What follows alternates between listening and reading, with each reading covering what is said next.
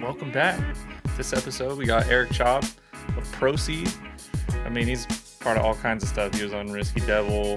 He was in all those cool videos back in the day, doing some street stuff and an S14. And he always cracks me up. Like, I've been wanting to do this with him. I actually wanted to do this in person with him at Final Bout 4 when we were out there judging, but just no time. And we definitely get some whiskeys in, and it gets a little silly later on. So I hope you enjoy this one as much as I did. Yeah. You know who goes hard at the motherfucking Crocs? Flock Manufacturing. They make charms for your Crocs, and this episode is brought to you by them. So go buy stuff. Use code Goodest for 10% off. I don't know. You would just go put the code in, you'll find out how much you get off. But they just did a collaboration with Julian, so they can get Julian's Sylvia.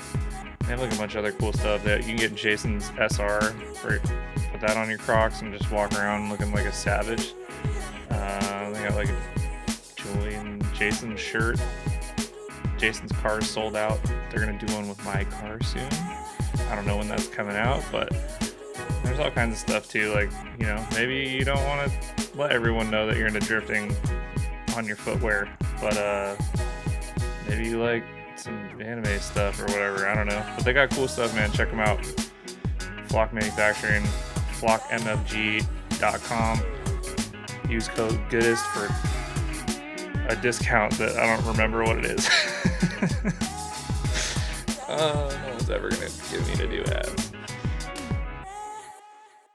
All right. Are you at your like work battle station right now? Yeah, this is where I was gonna try and do it in the garage, but I saw your snippet about it. No, this is cool because you got like, I like the helmets in the background and stuff. Yeah, thank you. I want a custom painted helmet. Mikey did it. The guy who painted my car. Really? Yeah, oh, yeah, you said that in like 2016. That's something I need to do. I need to get like a custom painted helmet someday.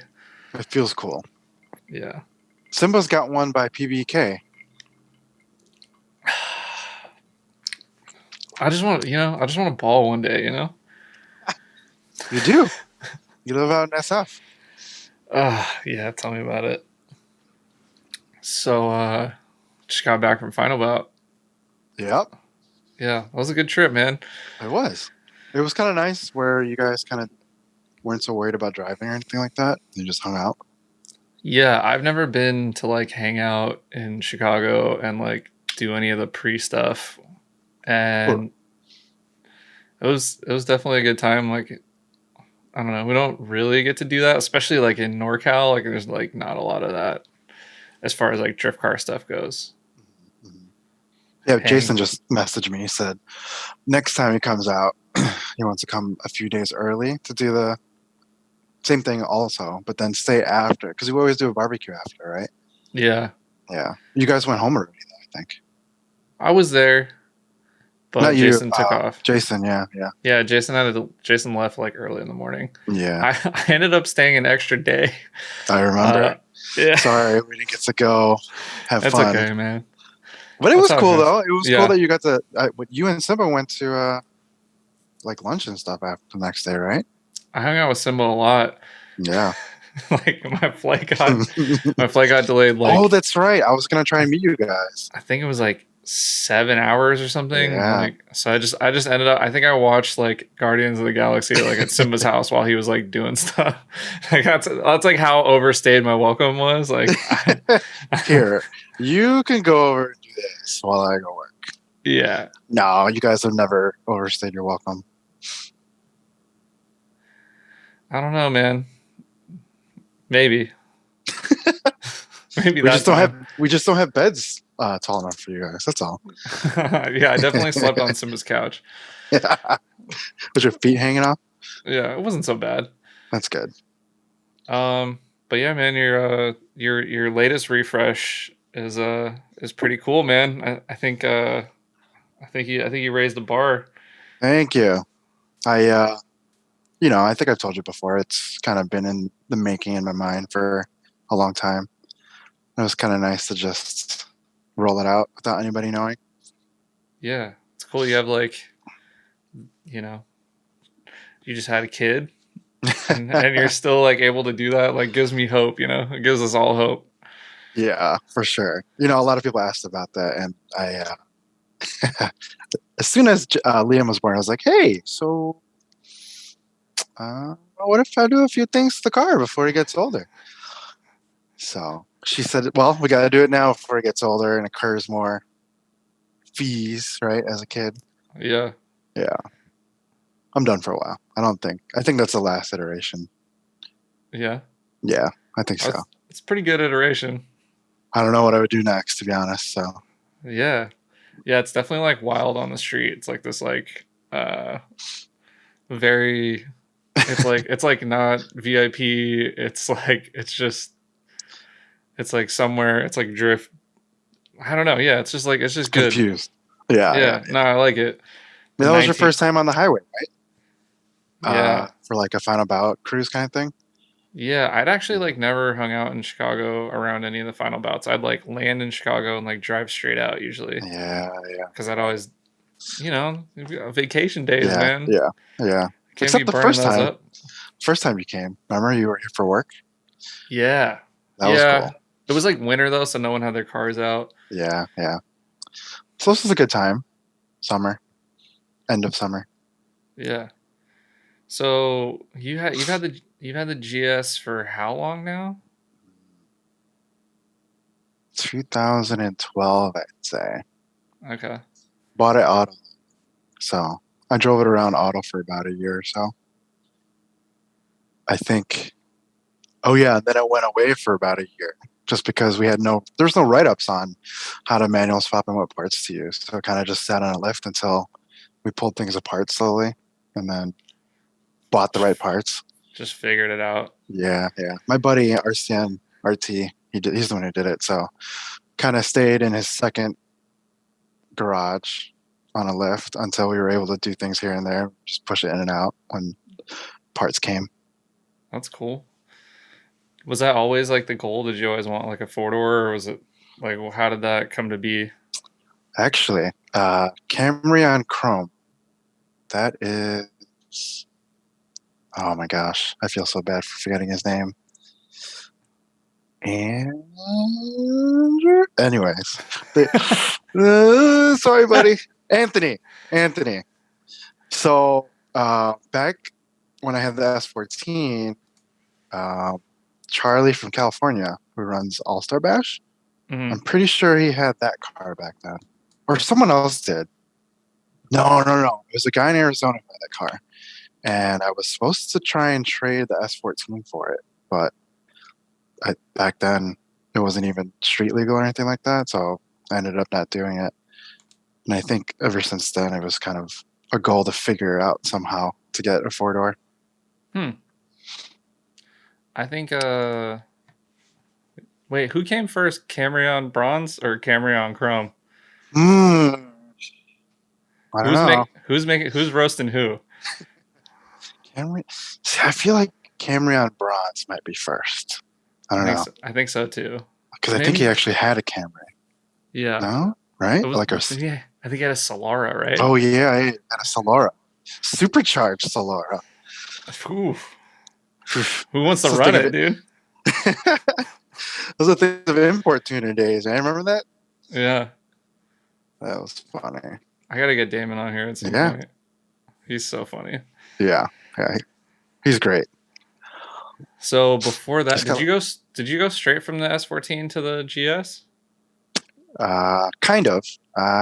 So before that, before the S14, I had a Type R.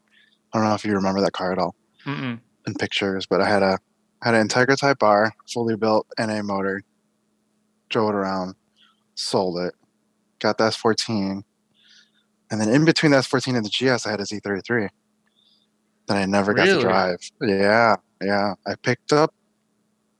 It was semi-totaled. It was totaled by insurance, but it was all fixable, and I picked that up. But the title took way too long to try and get. So I made a contract with the guy saying that if we're not able to get the title within 6 to 8 months, I'll give him the car back. He gives me the money back. And at that point, I had picked up the GS already. Hmm. So Interesting. could have had a Z33. I wonder how that would turn out. Yeah. Two very different options. I know. I had paint and everything sorted out for that car already, and then it just never worked out. Huh. Which, could be a good thing, right? Yeah, I mean, you probably wouldn't have left it stock motor with No. like trumpets. I don't know what I would have done, to be honest. There was nothing cool available, really, drift-wise back then for it. Yeah. Yeah. Yeah. I definitely remember the S14. Like I think I saw pictures of the S14 like on like Tumblr or something when I had my broken knee, and my brother's like, "You should check out Tumblr. It's pretty cool." Like, cause he's younger. I was like, "All right." And then I went on there, and it's just like it's a lot of cool drift car stuff on there. So I was like, Yeah. recovering from my knee surgery, like 21, just like, Jeez. that was pretty cool. And then seeing like all the old school like Risky Devils videos and shit. There's one clip I always give you shit for it, but I have to say it on here too. It's like you're like driving, and there's like a scene where it's like someone's like filming from like down low in like the passenger seat, and it's like Do one of an up these? shot, and you Yeah. like give like a cool hand sign with some like racing gloves on Yeah. the street. And I was like, racing gloves on the street, sick. Like it was like the coolest shit to me. I don't know. Anyway, I thought it was cool. Yeah. I've been running gloves for a while. Even in the Type R, I would always run gloves. Really? Like, I have sweaty hands. Ah. Yeah. Okay. It always made me nervous, so gloves always kind of made me feel better. Yeah, I don't have sweaty hands, so like I can drift without gloves. So you can go to like a white tie party, shake people's hands, and not have sweaty hands. Nice to meet you. Give them a little firm grip. Mine's kind of slimy. Put her there, buddy. Hey, buddy. Oh, you don't want to shake my hand. No, I don't know, man. Also, Lucky, like I was talking to Lucky, like I don't know, like half an hour ago, and he's like, when's Chob coming on the pod? And I was like, literally in like 30 minutes, and he's like, tell him I said take his shirt off. And I was like, all right, maybe I will later. yeah. Cheers to that. Let's get weird, dude. Let's do it. You and I both got to be up early tomorrow. I know. That's okay. That's okay. We won't go crazy. No. Yeah, I wanted to do these in person when I was out at the event, but like I was like, no I'm just judging, like, like I'm not driving. I'll have plenty of time, and like judging took some time, man. Judging's hard, bro. Yeah. I don't envy anybody or want to be in those seats ever. I felt the pressure. I felt the pressure, especially like during the tandem battles. Like everyone was like talking and stuff, and in my head, I'm just like, I can't make the wrong decision. Like I can't. Like I need to like be clear minded. Like you know what I mean? Like yeah. You did a good job. You did a really good job. I don't know if judging's for me. I mean, I'll do it if people ask or whatever, but I'm not gonna like actively pursue it. No. Well, I think you could be an MC. I think you'd enjoy that part. Yeah, right? Dude. I think on Saturday I had like a really good time emceeing, and then like Sunday I was trying to judge and MC, and I was like, it's like one was like, this is a very serious job, and then one's like, this is the most not serious job, and it's like hard to do both at the same time. Like you can't be like silly and then like also like, what was that transition? Like talking to judges and shit. I don't know. So you did a good job. It was a good time. Thanks, man. For sure. I still haven't gotten to ride in your car, but one of these years. That's okay. I know. Jason said the same thing. He's like, hey, I didn't get a ride in your car this time again. Sorry. I was very chill that weekend. Yeah. Fresh paint, little guy. Paint. Yeah, you got your baby there. Yeah. Like I can, obviously you can't be out there driving like, nonstop. Yeah, fresh paint. like really nice. Like looking around the car, I was like, oh god, this is too fucking nice to be drifting. Oh man, Like all your trims like really nice and on dude, like I had like that shit all had to be perfect. Yeah, I'll yeah never forget All Star Bash 2009 when we went out to Cali the first time. yeah I think so. JTP came up to me when I was standing back in my car, and he's like, "Oh man, same thing what you said, right? This car is way too nice to be out here and drifting." I'm like, "Oh, appreciate it. That's all. Thank you." What was your name? He's like, "Oh, Justin Pollock." I was like, "Oh, yeah, you're Justin. Nice to meet you." But yeah, you're candy like paint. you're like cool man. Yeah. What do you got? What are you driving? Yeah, He had the green FC back then. that Oh, car was cool, man. that car was cool, but Yeah, also that car was cool. that's a very like JTP conversation. Yeah, it was cool. He's like, yeah, he's a character. He is. So you went to All Star Bash, which was at Willow Springs in 2009. So in 2009, 12 years ago, you had sent your car from Chicago all the way to California. Yeah, yeah. It was tough back then. We were still young, you know. Yeah. And then we drove. We drove from here to there. You drove your cars from Chicago to No. So we shipped our yeah cars, but then we drove. Josh had an home. RSX back then, Yeah. so there was three of us in this little RSX that we traveled there and back. It was cool though. It was an experience. It was an experience. Yeah. I haven't done that drive yet, and I'm not looking to do it. Oh man, it's wild. I don't know if I could ever do it alone. You saw Jonathan from out there drove alone for fun about this Yeah. wild. What do you do for 28 hours by yourself? I don't be with your thoughts. I think about Life. listen to like Listen to Goodest cast. yeah, dude. Like Danner from Icy Boys walked in. They were like doing their little like interview thing because like all the teams are doing like interviews or whatever, and I was just like laying on the floor in there because like I don't want to talk to anybody. And he's like, he walks in, he's like, "I'm so fucking tired of your voice," and I was like, "What?" And then I was like, "Oh, thanks, man. Like that's funny." Dude, so Icy Boys. For some reason, when I saw it for the first time, I thought it was Soicy Boys, like saucy, but soicy. And then when you said it for the first time, I was like, oh, so icy. I feel like an idiot. Soicy, Dude, like Soicy Boys. Soy sauce. Hey, they soicy. Soicy, Hey. It worked. Sorry, guys. It's a good name. I thought it was cool when I thought it was Soicy.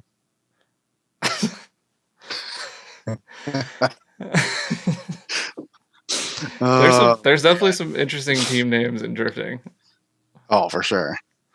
So, you went. I mean, we're named after special burgers, like, or we share a name with Special Burgers. I don't think we're named after them. You share a name, yeah, but it works, Yeah, it works.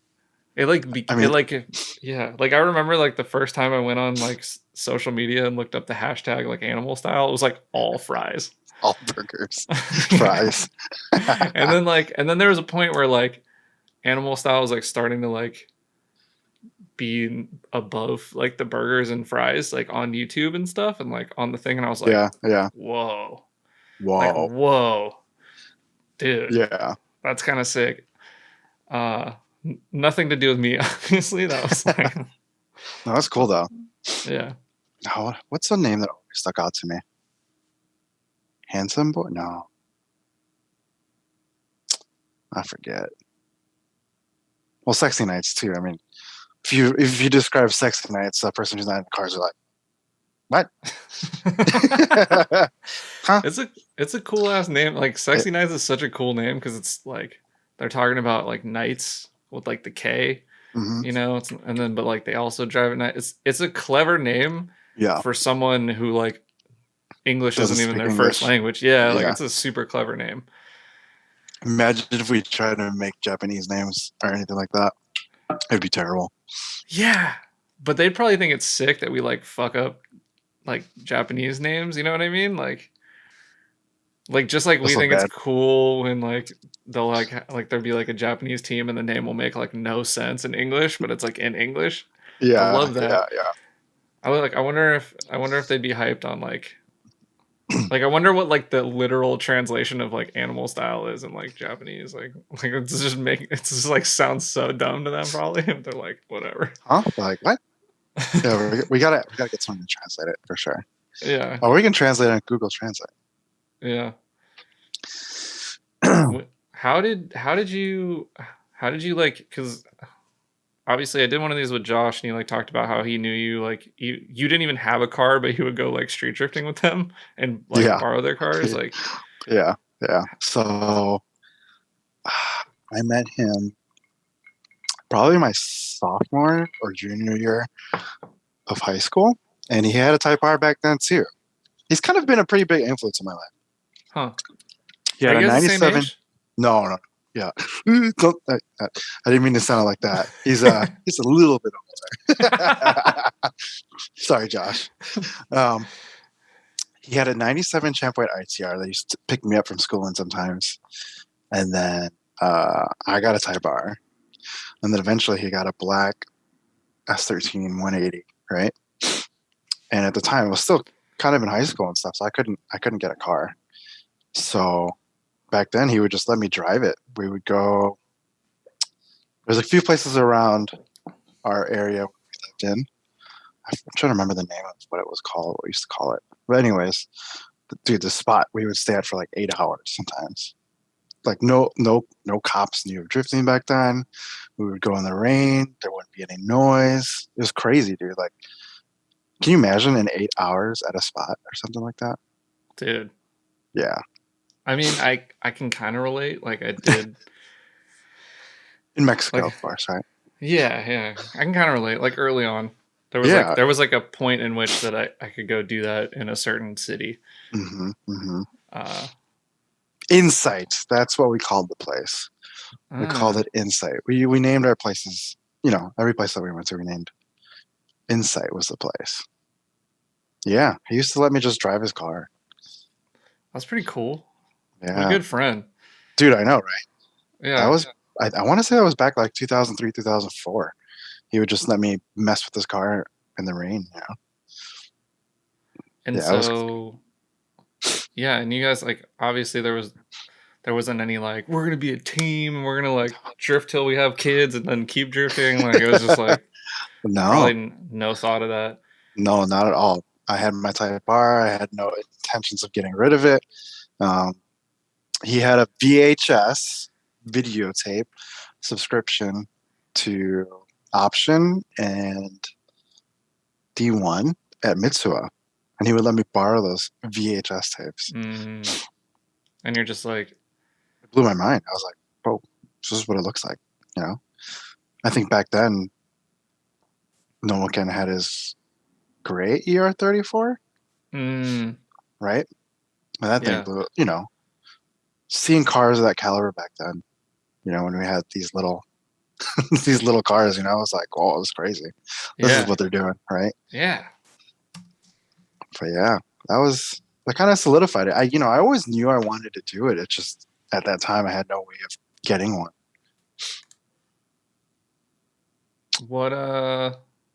What like how did you get to the point where you could Do how it? did you yeah, like how did you was Uh, it like saving up money or was it like no. So at one point, we had a lot of friends who had Type R's, and they slowly started getting stolen one by one from the mm, city and whatnot. And I thought maybe it was time. It was soon after. I don't know if Josh mentioned this in his, but his Type R got stolen, right? And I it didn't was know that. Yeah, it was crazy, man. I'll never forget that morning. Called me at like 6 a.m. before I had to go to school to let me know it was gone and to check the garage to make sure mine was still there. It's crazy. Was it stolen like out of his driveway Driveway. or? Hmm. Ah, Yeah. It was the one night he didn't park a car behind it. So you knew they had people just were been watching. waiting. Yeah. Waiting for him to do Slip. something different. Yeah. It sucks, man. Did he ever get that car back? Never. Never heard about any parts or anything about it. It's just gone. That was crazy. But yeah, it was kind of soon after that where I considered maybe it's time to let go of mine. I had no intentions of tracking it because I don't know. I just didn't have that mindset back then. And Yeah. back then I sold it for a good amount of money. I think I sold it for like almost 18,000 back then. Wow. Yeah. And so then I bought the S14, right? Funny part is the S14 that I bought, it had already been put together by Toge Factory maybe 3 to 5 years prior to when I got it by another customer, and I picked it up from that guy. It was cool. It's Yeah. kind of So like a was it SR already? yeah. S14 SR was in Minnesota. Had a Cos 2A. It had coilovers, everything except all the arms, wheels, and seats. Everything else was there. No way. 2871R, Ooh. HKS 256 cams. Perfect. Yeah, so it was pretty much good to go. And was that like, did that motor last you like the Dude, entire time? it lasted the entire time. Is that still the motor that's in? I think Jake blew it up once, and then rebuilt it, and then that's the same motor that's in the car now. Okay. Yeah. It was pretty stout, man. I don't know how that thing lasted. Oh, so funny backstory. I don't know if you know Filipinos at all, right? So I sold my 2000 Acura Integra to buy this 95 Nissan, right? And my parents like, why would you sell a new car for an older car, right? So it was just this whole debacle, right, back then. And I was like, it'll be fine. It's cool. You guys will like it. You don't have to worry about it. It'll be good. It arrives on a trailer, enclosed. So, it was kind of nice on its arrival. Yeah. Wouldn't start. Dude. We tried to jumpstart. Dude, wouldn't start. We tried to push start it. Wouldn't do that either. Right? Wouldn't push start. The look on my dad's face that night, he was just like I had disrespected my entire family. Yeah. Right? Like just one of those things. He's just like this fucking kid, idiot, right? Goes inside the house. Me, Josh, and a few other people. How could you get rid of the Honda? Yeah, man. What an idiot. Like one of those things. And then when I finally got it started, it was on 3 cylinders. No. Yeah. So even then, my dad's like, idiot again, right? You finally got it started. Doesn't run. But it ended up being a dead injector. So it wasn't anything serious. And then after that, it was cool. Yeah. After that, it was cool. When I first told them I was going to get it, they were very opposed. Drifting? No, that's dangerous. You're not doing that. When I drove my S13 over to my ex-girlfriend's house, right after I SR swapped it, it was stock SR T25.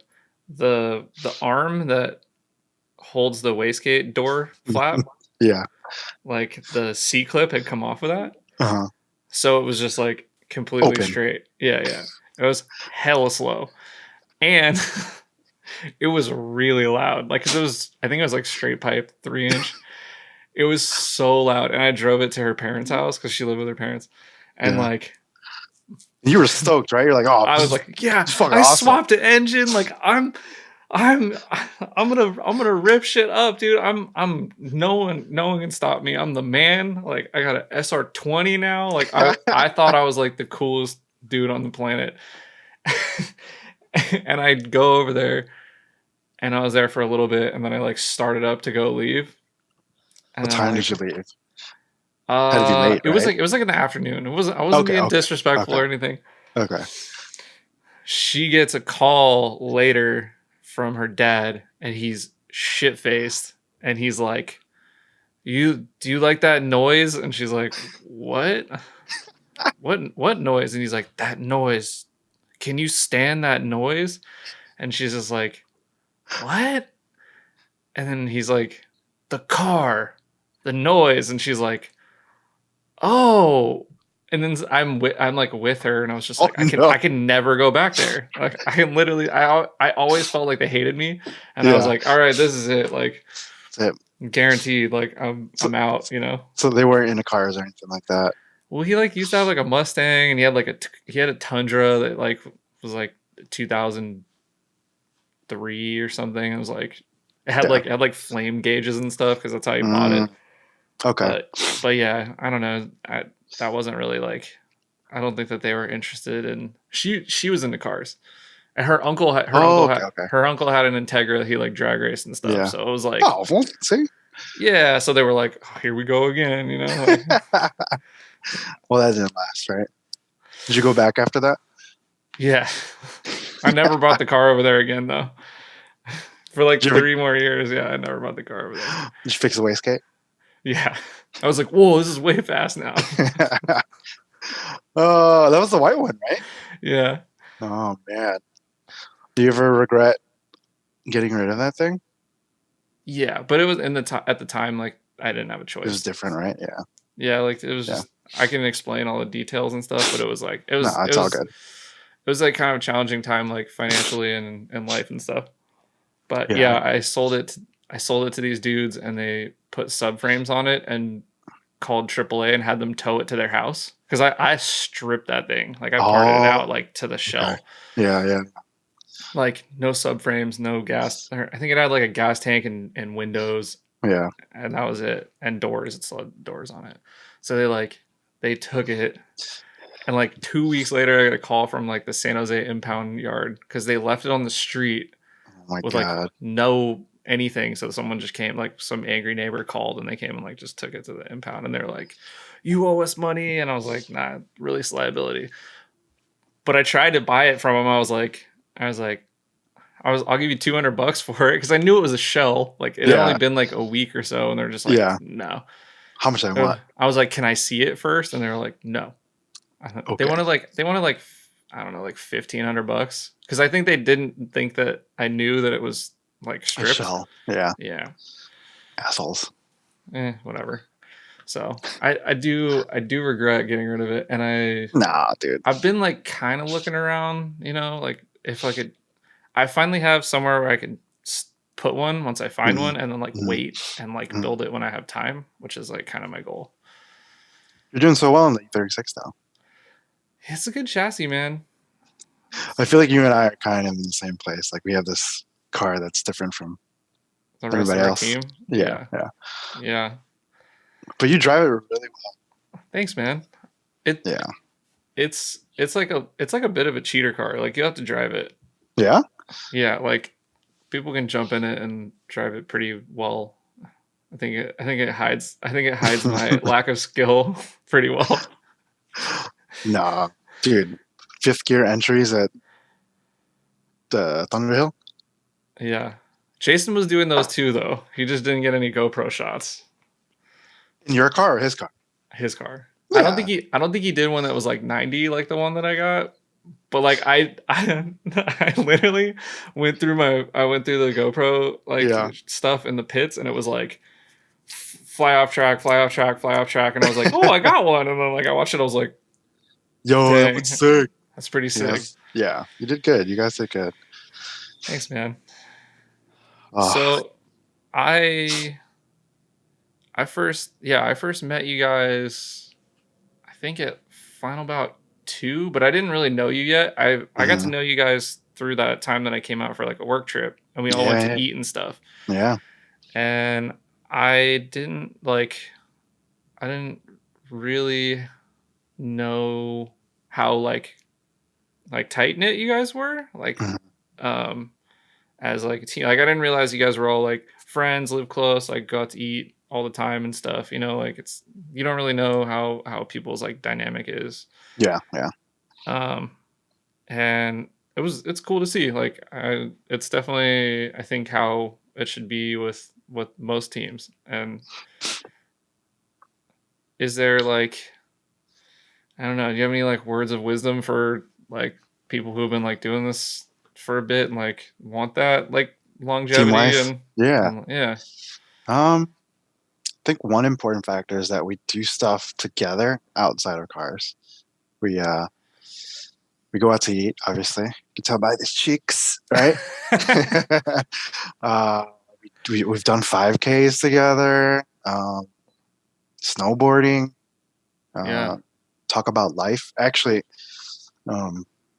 it was because of Proceed that it kind of pushed me to finish school. I think when we formed, I was still, I was riding one of those take one class, work waves, right? No way. Yeah, but I would just work, take one class, blah, blah, blah, and just do cars, right? But it was until one day Lee was like, Lee, like his personality, right? It's just kind of to the point, right? And he was like, Chob, are you ever going to finish school?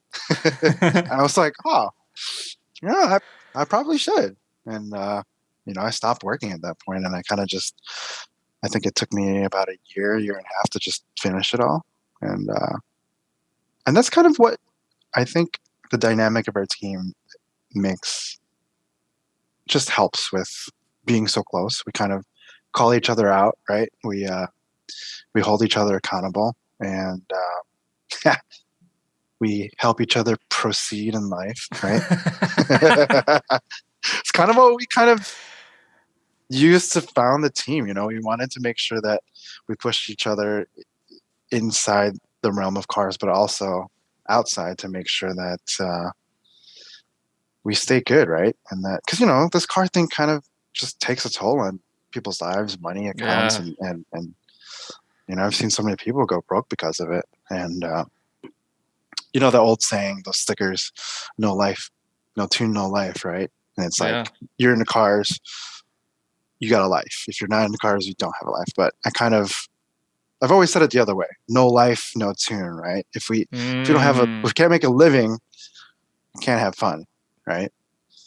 And back then, I was just like nickel and diming everything, and I was just tired of it. Yeah. I wanted to make money, real money, and be able to build something cool. That's pretty cool. I didn't know that.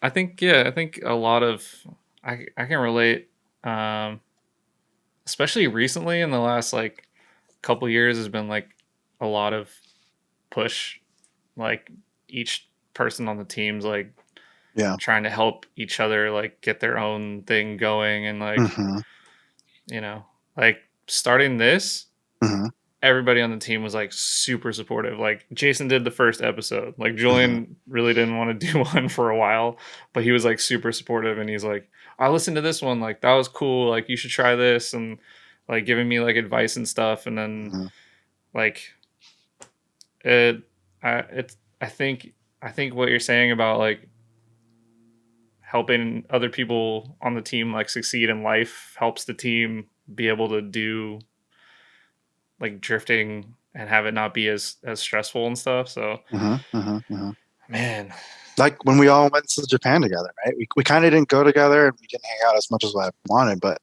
we met up for those few days to hang out, and it was really cool for you guys to be there and then us to all be there together. And it was kind of like it was kind of like looking into the future. It's like, yo, we're all in Japan 4 cars right now. Like, how cool is this?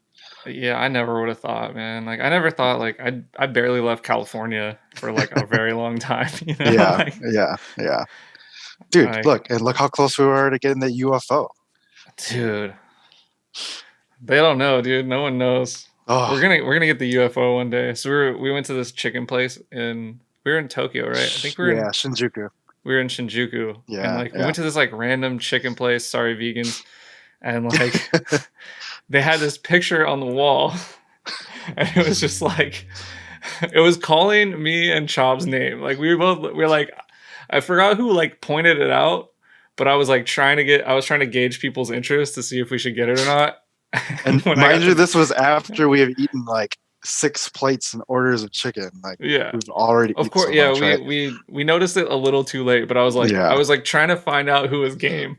I'm like, who's gonna get the UFO with me? Like, who's gonna help me kill this? And Like, this I got the. UFO, you got to tell them what it is, dude. It was like this huge platter, right? Like platter of wings all the way around the end, and then in the middle was a huge bowl of cheese. Imagine Cheddar. like, yeah, it was like shrimp cocktail, but like, With like wings and cheese, bro. yeah, fried chicken and cheese. And Yo. Chob was the only one down. Dude, And I looked you in the eye. I was like, yo, let's go.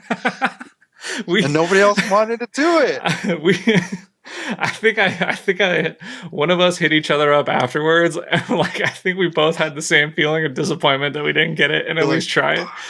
Oh, it's okay. Just something to look forward to when we go One back. day. Yeah.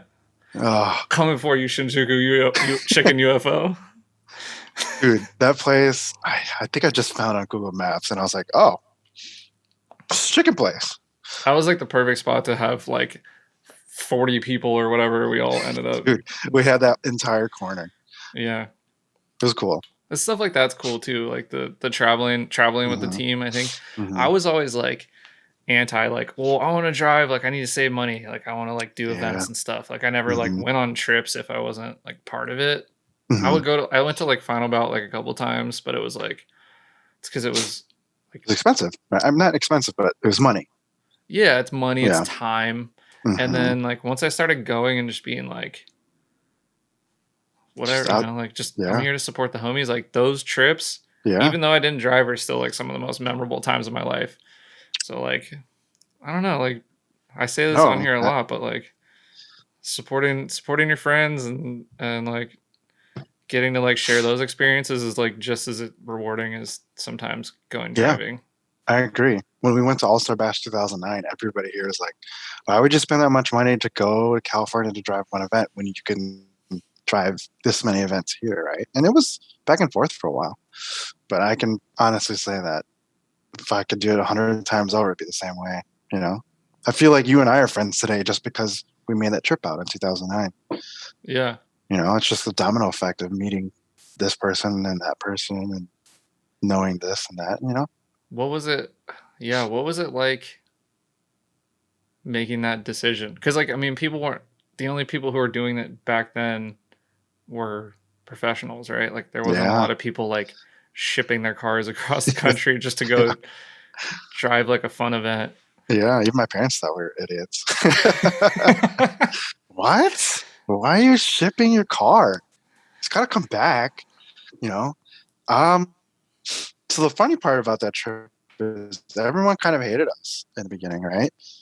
We were this, you know, Risky Dell was this online persona of hooligan kids, right? And, you know, there were a few people on the team who chose to voice their opinions in ways that people didn't appreciate. And dude, that's where the whole joke of second gear heroes comes from, you know? Like, really? Yeah, it goes back that far. It goes back that far because all we would do is second gear stuff on the street, right? And then what do you call it? I'll never forget. So nervous getting out there to All-Star Bash and getting out of the cars and like, you know, you're like this timid kid, like, oh man, like we're in this place we've never been with people that we don't know, and like, hey guys, you know, hello. Hey, you know? hello, how's it going? Hello. And you're hella friendly, so it's like it was cool because it ended up being like people said, "Oh, you guys aren't as bad as we thought you were." You know, we thought we were gonna hate on you all weekend, but you guys were so hard to hate that we're all good friends now. You know, it was really cool, dude. That's happened like a few times with people when you like go to events. They're like, "Oh, I thought you guys were like opinionated jerks," and I was like, "What? Why would you think like?" What leads you to believe that? Just because we have videos that have a lot of views that we didn't even make? Like, it's the internet. It causes people to have certain skewed views of you, right? Yeah. So Before Final Bout 1, we used to have events. We still do, but there was an event called Club FR Jam that we used to bring people out to, and Hot Boys. You remember them? Yeah. Jordan, Jack, and Eric. Yeah. Eric and I knew each other over the internet, and they hit me up one day. He's like, "Hey, we kind of want to come out to Club FR Jam next year or whatever." I'm like, "Yeah, nonchalant, yeah, sure, hit me up when you come out." And they're like to give Dude. geography. They're like in BC, so like Yeah, right. They're like on right? the west coast of Canada. Yeah. I think. Yes. It was definitely over 24-hour drive for sure. Yeah. It was far, and yeah, man, like I just hit me up, right? I didn't think they were actually gonna do it, and then 3 months before, hey man, we're signed up, we're coming out. So cool. Like, oh shit. Your parents tell you never to meet anybody on the internet, but here we are meeting everybody on the internet. Could have got kidnapped how many times now, man? Yeah, but or worse. Dude, yeah. But speaking of online personas, right? So it wasn't just the Hot Boys that came. They brought friends. They brought Ryan Benoit from Dodo Logic, just a whole group of people. And I was like, yeah, man. I had been living it with a few roommates then. I was like, yeah, you guys could stay at our place. It's cool, whatever. And I guess the week that they were leaving, somebody was like, you're going to Chicago? So you're going to get shot. Yeah. They're like, yo, don't go to Chicago. It's dangerous. Right? Yeah. And then on the way here, like they had built this mindset that I am some sort of drug dealer living in this Coke White mansion or whatever, Tony Montana, right? They're coming like, oh guys, we're going to Chob's house. Is it safe? I hope it's okay. Is he gonna kill us? Oh my god, And they show up and it's just whatever house. I'm like, oh. And the funny thing is, my roommate had forgot to pay heat that weekend, and our hot water cut off the entire weekend. So I went from Chob's a drug dealer to they got no hot water for the weekend. Like, see, guys, not only am I not a drug dealer, I don't have money, and we have no hot water. You guys get to shower cold all weekend. Dude, that's dude. How did they get? But it's really easy to have those misconceptions, right? Like, of course, when you see those Risky Devil videos back in the day, like shit just looks lavish. You're like, God damn, these like, especially when you're just some like broke dick KA driving fucking like sticker bomb trunk lid fucking dickhead like me. You know what I mean?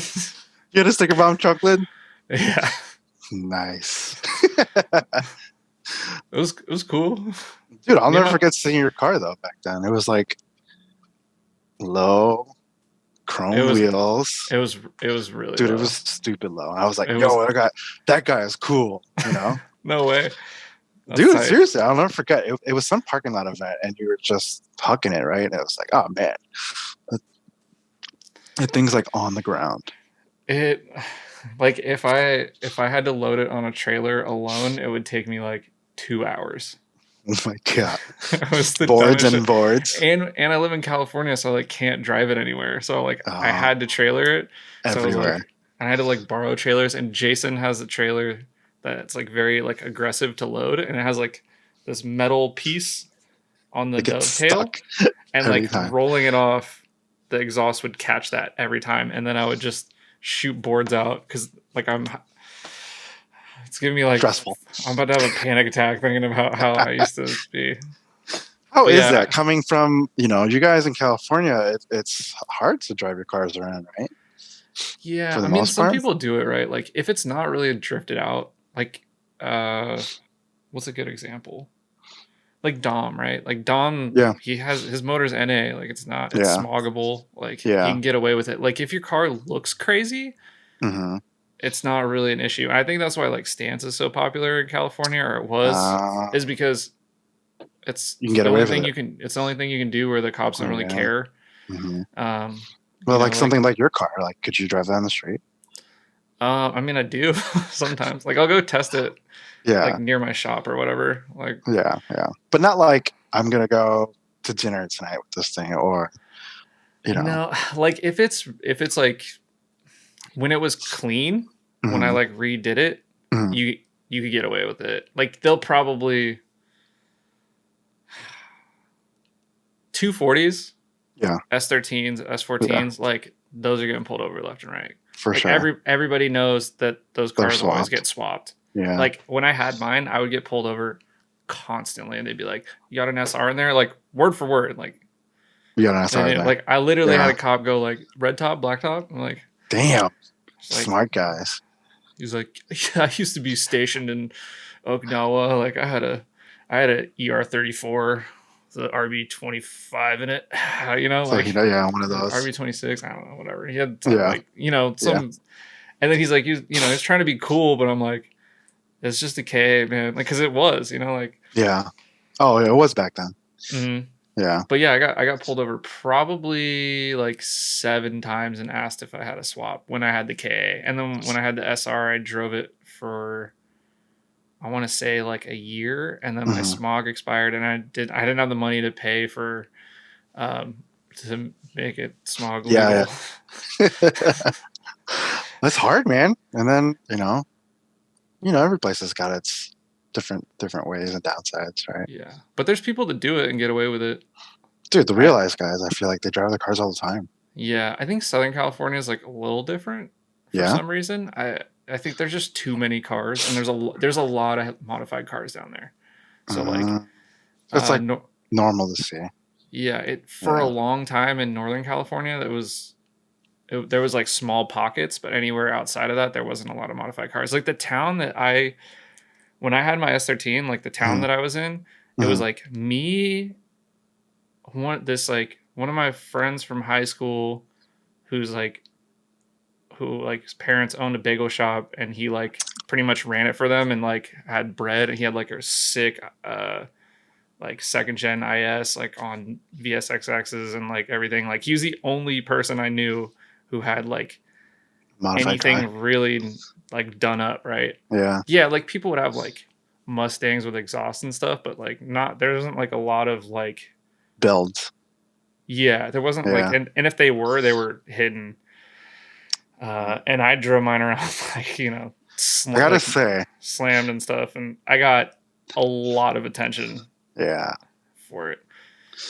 So what does it feel like coming out here when like we mobbed down 90 to get to the city from that car meet spot?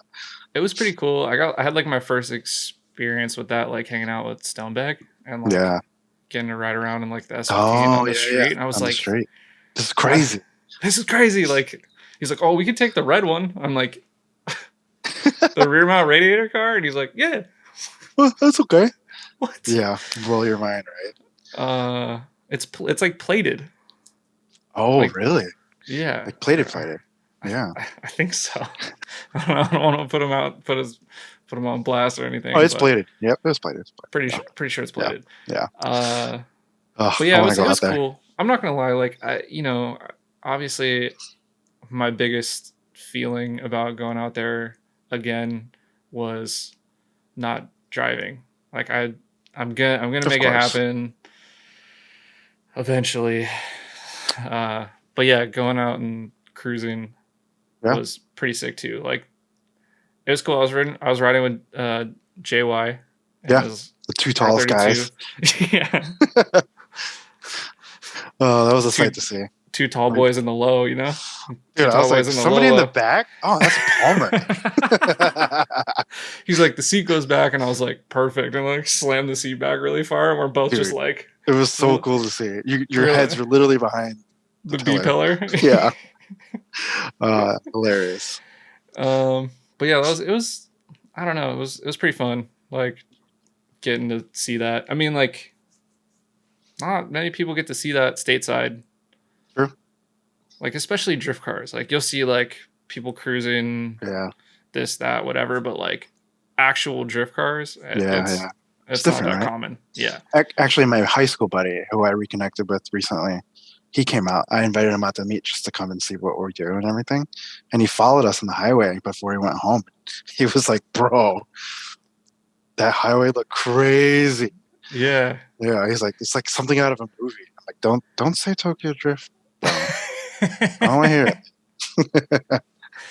It was like it did feel out of a movie. Like it did feel like someone was gonna pop up in a sunroof with like a yeah. What is this? What's that gun called? I don't know.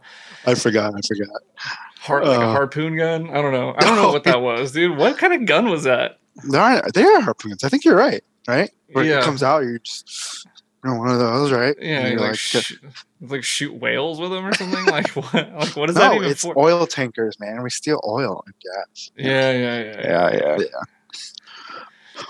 Oh man. Yeah. Do your coworkers ever make like Fast and Furious jokes about you? Dude, all the time. That's why I try not to tell people what I do. Oh, what do you do? Drifting? Oh, like Tokyo Drift? No, but yes. I just tell them exactly. I'm like, it's exactly like that. I have to battle people in parking garages, and then eventually, like, I gotta fight someone whose kids in the yakuza to like win their daughter or what, like the guy or the chick. I don't really. What was the point? What was their relation? Oh no, he was just like kind of dating her. Oh yeah. And then DK? he's like, yeah. It's like, I'll race you for her heart, you know? Like, if I win, she stays. Yeah. Oh, no, you know what I actually tell people who really want to know what it is, really want to understand what it is? I tell them it's like figure skating. You're judged on precision, execution, and style, right? Yeah. And they kind of understand it at that point. Yeah. And we all wear different, like, leotards. Exactly. I got a red one now, right? We got like team leotards. You know, we got like the special leotard makers. Like, triple axle. Is this like a Chivadori or something like that? Yo, D Magic, I need that hot ass leotard. What up? Yeah, it's pretty much and then I just tell people it's like Blades of Glory. I'm gonna use that. Dude, Blades of Glory, flame suit, right? Right? Flame suit, seriously. Yeah. Oh my god, that's hilarious. Yeah. Will Ferrell. I don't think Will Ferrell's made a bad movie. Dude, I don't think so either, man. How many times I quote Ron Burgundy in that movie's awesome. Dude, how can you be that good where you've never been in a bad movie? Dude, I don't know. And I heard he's an awesome person too. I want to hang out with Will Ferrell so bad. He looks so tall. Well, you know, you're in the same realm, but I'd be like, you know. Like, what up, guy? High five. He just seems like he'd be a good time. Probably. Yeah. I mean, like, I don't know. What celebrity would you want to hang out with the most? I'm impartial. I like The Rock. I want to hang out with him. Oh, good one. Right? I feel like he'd be really cool to hang out with. You know, we can compare tattoos and everything. Yeah. You have a cool one, by the way. Don't you have the octopus with the ramen bowl? Oh yeah, this one. Yeah, dude, that one is probably one of my favorites that I've seen. Yeah, shout out Alex Trang. Go see him at Anvil Tattoo and Rosemont in LA or like Rosemont. Rosemont. I don't know. Rosemont. That was one thing I like doing too, is traveling and getting tattooed. Same. Seriously. Same. I got this in San Diego, right? Yeah. I got this in the Philippines. Sick. Yeah. This dude used to have an Integra. Yeah? I got a tattoo. Yeah. He had a GSR. GSR. That was it, man. He was saving up for S2000, but then he got into some trouble. Won't go into detail on that one. It's okay. Johnny Tran. I always wanted one too. I always wanted an S2000. I was gonna buy one. Yeah. And I went to test drive it. I couldn't fit my knees under the steering wheel. Shattered dreams. I got long legs. I had one that was like an RC car when I was a kid. So I was like, I always thought they were like the coolest looking cars. And when they come out, like 2002, right? Yeah. So I was 12. Yeah. So I was a freshman in high school. Wait, are you younger than me? Yeah. Yeah. So I was a freshman in high school, and I'll never forget from freshman year up until junior year of high school, I carried the S2000 catalog from Honda in my No backpack, way. and I would read it. I busted out every period and just look at it. How come you never bought one then? Like, It never worked out that way. that's how I was I'll with never forget. Evos. Yeah, it never worked out that way. I had the Type R, and then the general transition from the Type R was going to be the S2000, but Josh got in my way, and now I'm into drifting. Do you regret that at all? No, probably not. I mean, No, man, I don't know. I don't know if I would have gotten into grip racing if I got an S2000. It's just, I don't know what it is about drifting, right? Like I want to say it's like a pretty rough sport, right? And yeah. compared to anything else we could have done, I don't know. I don't know either, man. I don't know how this all happened, but look at us now. Dude, it's one of those like weird things where it's just like, It's exactly what? why? Yeah, Why would I do this? Yeah. Even Jen asked me the other day. She's like, so, because I brought Liam to Final Bout, right? Yeah. And we just had a talk. She's like, are you going to get Liam into drifting? And honestly, what came out of my mouth was, I don't know if I want to put him through that hard. It's rough, man, right? Like, that's real. It's real. Like the amount of money we spend, the dedication, the time, like it's tiresome. Of course it's rewarding, right? When we get to make events and drive with our friends, but to get there, it's rough sometimes. There's two feelings that I can't explain to anyone. I can explain the feeling of like unveiling like a build. Yeah. To like my artist friends, right? Yeah.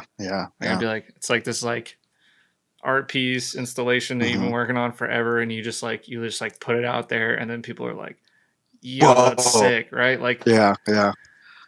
And that's like this really hard to describe feeling. Yeah. And then like having just like an insane like event with like all the homies and just like everyone leveled up, and like stuff is just like, there's like, I don't know how to relate that to anyone else besides car people. Yeah. And like even like track day people, it's like kind of hard to compare it to, because it's like when you're out there, it's like, oh yeah, we were all like getting really fast lap times, and it's like, that's sick. And like I'd fucking love to go do that too, but there's just like something about like stacking up with like a bunch of cars, like I don't know. Never explain that. Yeah, it's like undescribable to someone who's never done it before. Yeah. I have people who've seen our videos that will say they'll never get in a car with me. No, never. You're like, why? Why? It's safe. It's Who, fine. Me? Dude, so when I started dating Jen and her mom found out that I do this drifting, car racing, she didn't really understand what it was until Jen showed her videos. Dude, like the next day she called Jen. She's like, Jen, you need to get life insurance. Back then I was like, I'm not going to kill you. Like, dude, we're going like 30, 40, 50, 60 miles an hour. Yeah. Yeah. Oh, man, that was hilarious. I was like, life insurance. And put it in her name? Like, what? I know, right? I'm like, she's like, if you're going to die, I better get cashed out then. Like, Mom's is like, you still have a debt to repay. I can't have you dying this early. I carried you for 9 months. Yeah, you're right though. Yeah, I've always wanted, I try to get my ex's parents were not into it. Shami's parents are not into it either. But she has one younger brother who like thinks it's super cool. Yeah. And he's like starting to know cars. He like just got into college. He's like way younger. Yeah. And like I think he's like 19 or something. And he's like He's like, "Oh, I like Supras," and I was like, Sick. "All right, okay, here we go." Like I can like I showed him around the shop and stuff, and he thought it was like cool. super cool and stuff. Yeah. Like the rest of them could care less, but I'm like, I gotta get him to an event because he'll just like he'll lose his mind. Dude, I think for me, it's the younger kids who hold the most value in our minds when it comes to the opinions, right? Mm-hmm. Because when it comes to somebody of our peers, like, oh, you don't like what I did, like whatever, right? Or, you know, I feel like when a kid gives you a thumbs up or like is stoked about something on your car or your car in general, dude, that's the best. Yeah, right? that's the absolute best. When like some kid like is just like, oh, it's like a Hot Wheels, like you're like, yeah, fuck yeah. yeah, because like you just put yourself in your shoes of like when you were a little kid, if you would have seen something like that. Yeah. Like I was eating a burrito sitting on my trailer like on Wednesday after I broke my car at Sonoma. Oh, sorry. And this family walks up and there's like Yeah. it's like the dad and the mom and like, or I don't know, maybe it's like some weird cousins and uncles and aunts and shit. I don't know, you know, whatever. Like it looked like it could have been a family. You can't guess these days. People won't know what that is. Anyways.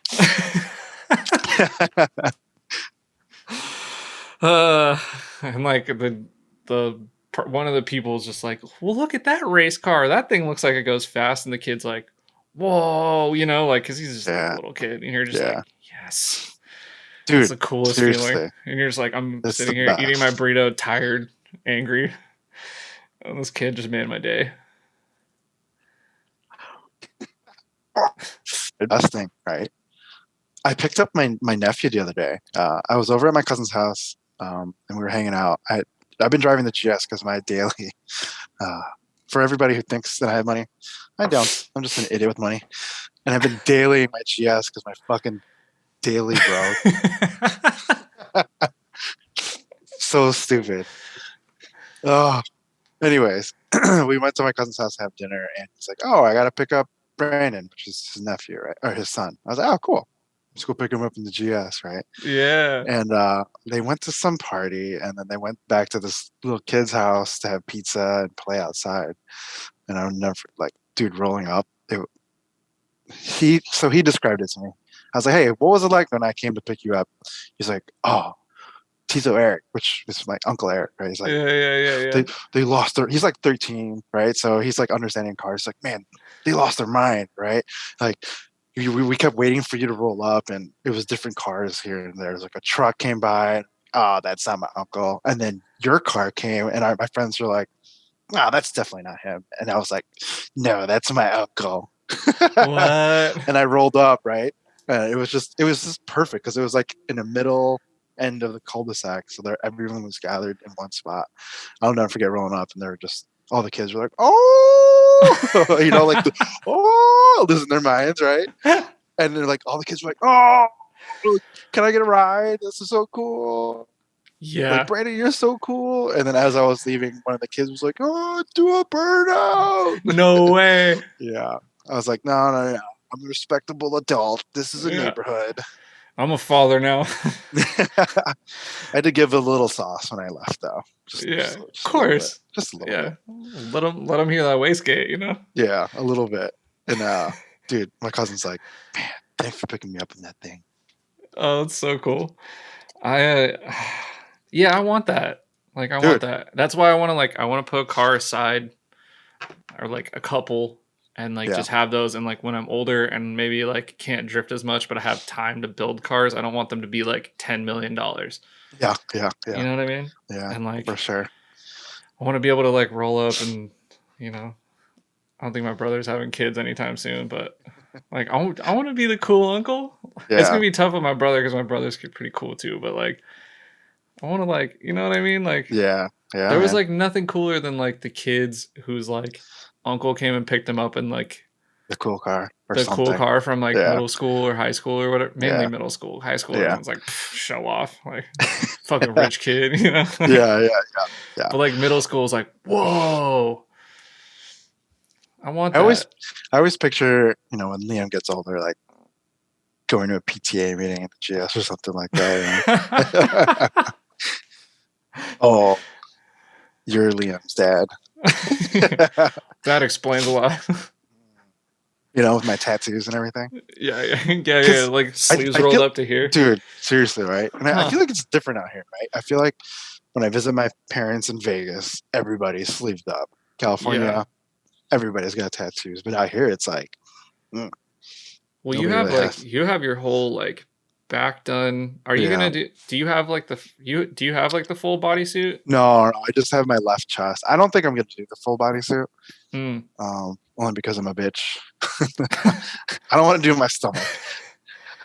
I Dude, the really stomach don't. is I went with my friend to get Gnarly. his stomach and he is like he had I think it was he got like a big piece like on Yeah. his like stomach here Yeah. and it was like a lot of detail and he's like I think it took him like 2.5 years, maybe more to get it finished because Yeah. like It's just it so just painful, right? yeah. Yeah. I am But starting my upper leg though, like thigh area. It's not fun everywhere. It goes pretty high. mm-mm. Mm, We gotta get tattoos in Japan. let's do it. Dude, Yeah. Tabori. I don't even know, man. Oh, I heard it hurts really bad. well, yeah, I'm sure it takes really long, and Yeah. like they're like, all right, so we've done about 4 inches. And you're like, it's been an hour.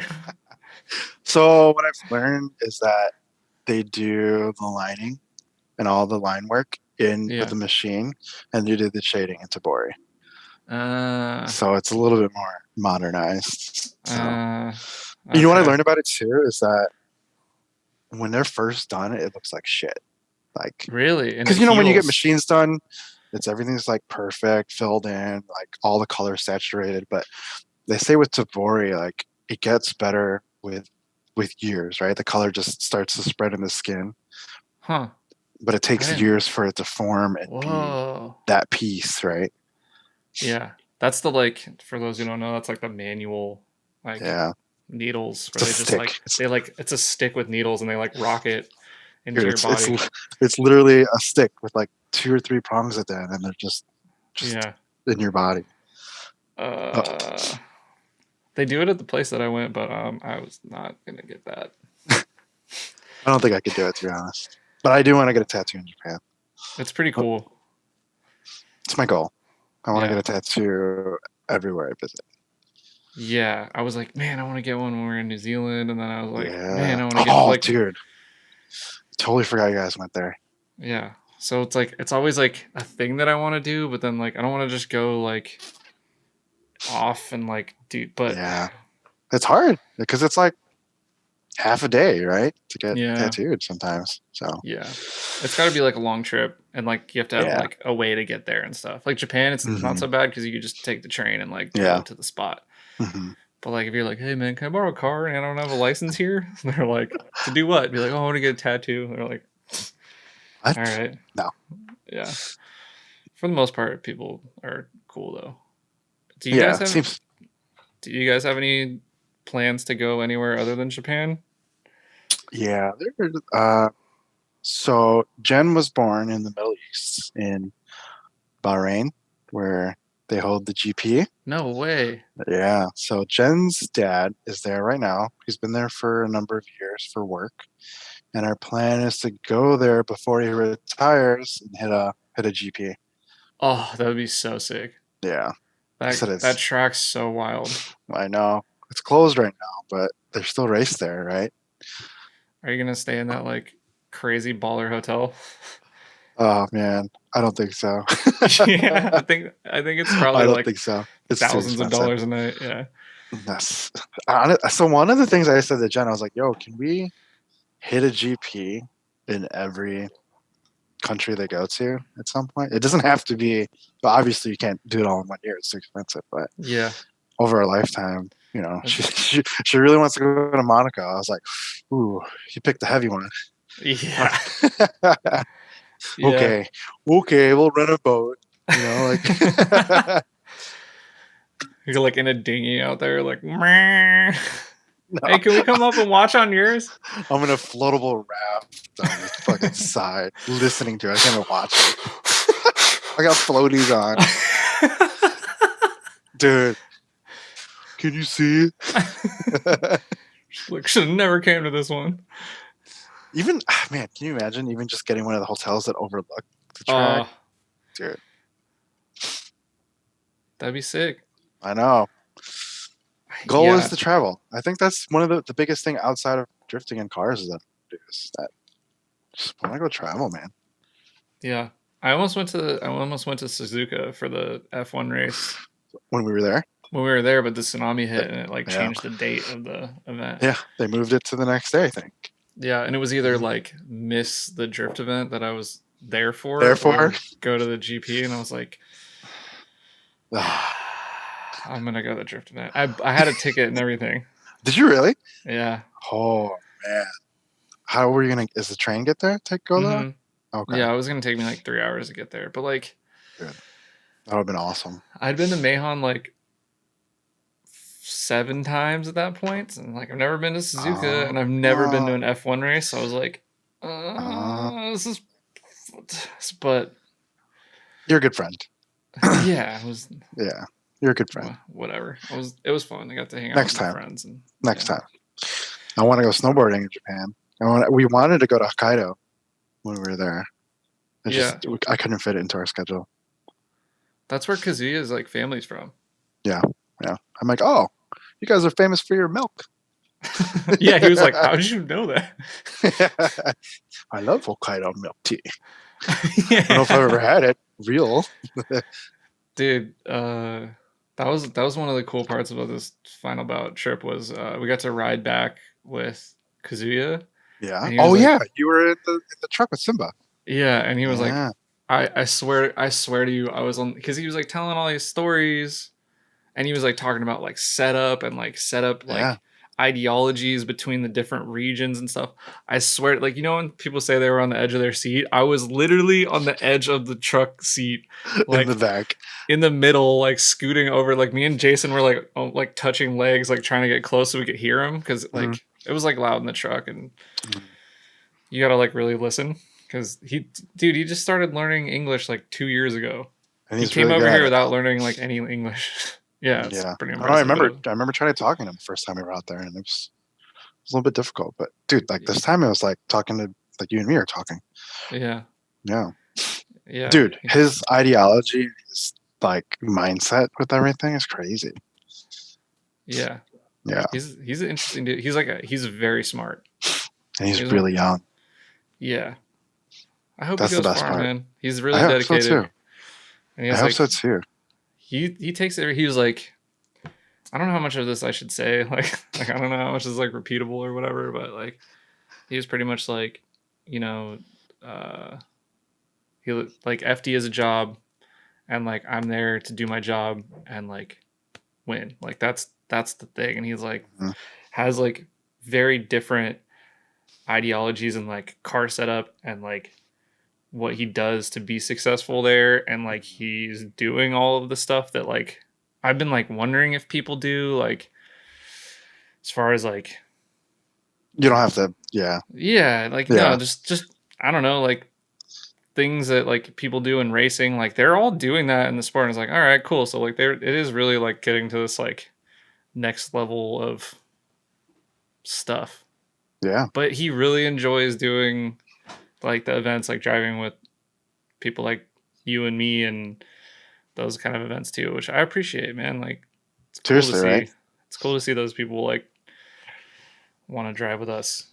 You almost forget when they're out with us that they're of that caliber too, right? I don't think he let anybody forget. Well, you know what I mean. Like, he was on point. Yeah, it's kind of like being starstruck when a celebrity comes around. You're like, oh, you know, like I'm too nervous to talk to him, but you know, we were talking shit all weekend, like all of us were just bullshitting, right? And then he goes out and drives. Like, oh, I forgot. He's like D1 GP Formula D driver. Like, oh, I forgot. You know. Yeah. You and Hurt roasting each other all weekend was pretty great. Oh, that's good. It was a good time. Yeah. My car's slow. Even Gucci too, man. Yeah, that was funny. Yeah, I haven't hung out with him much but I really enjoyed hanging out with him. Yeah, man. He's a wild guy, and he's really funny. He's just very funny. Yeah, I like that. I can appreciate that stuff. You know what I mean? Like, yeah, it kind of made me realize that he is of that caliber. Him and I were talking about something by the trailer, and someone came up to me, was like, poked my shoulder. He's like, excuse me, can I say hi to Ken Gushi? And I was like, who, this guy? Like, hey Ken, one of your fans is here. You know, you forget. Sometimes we all like hang out, and we're like, everyone's just so down to earth that you forget that some people are of certain calibers, right? I think that's what I love about drifting. I think that there's a mutual respect for people who have dedicated time and effort and resources into doing and trying to push the sport in their own way, like have it be FD or like individual stuff or whatever. Like I think there's like a mutual respect. Like it's like, okay, like you've been doing this for 10 years and like you are still like pushing your driving and you want to build cool cars and like you know what I mean? Like I think there's just like, I think there's a mutual respect there. Yeah, for sure, man. You know, it's kind of like seeing each other's passion for it, right? It kind of brings us all together. Yeah. Like, I fuck with that dude, right? Like he worked really hard to get here, or what have you, right? Yeah. And it's just like a like, you know, it's, how do I explain it? It's like it warms your heart to see other people put their heart and soul into something, and like when the Goon Squad, remember when you guys announced they won and dudes started crying? Yeah. Dude, I wanted to cry too, right? Like I was like, oh man, this is fucking amazing. You're gonna make me cry, you know? Like yeah. And I was like, yo, I feel that, right? He's so young. Yeah. It's like if we went out to All-Star Bash in 2009 and won the whole thing. Like we were that young, you know? Yeah. It's like, oh man, that warms my heart to see that, and like the dedication, passion, like, and then to see that he's a thrash racing driver now too. Like, yo, congrats, that's awesome. Yeah, that's what we all aspire to be, right? Just have fun, but like, in a way, prove to ourselves that we're capable of something greater than what most people can do. It was really funny because Julio is like on Wataru's team. Like, okay. Yeah, the guy in FD. So he goes to all the rounds. He's like, Wataru's like one of his support guys. That's crazy.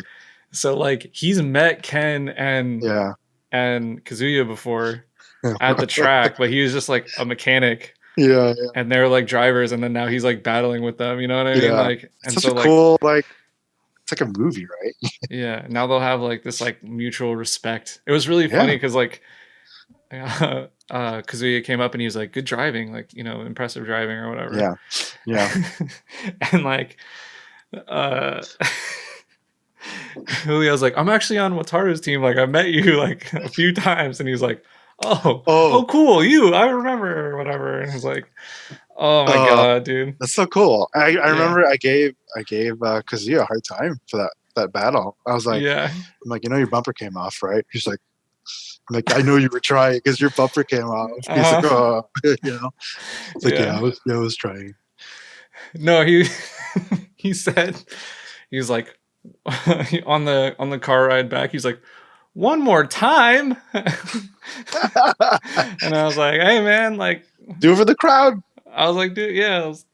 And so he's like, then I went for it, and I was like, all right. Yeah. It's like, no, I'm gonna let them know. Well, even Julio was like, like before he like, because for those who don't know, they did like a top 8 battle, so like a top 8 bracket. From each of the teams that did well in team tandem, they got to pick a single driver to compete in like a top 8 like tandem battle bracket, and then the winner of the top 8 bracket got to battle Ken and Kazuya.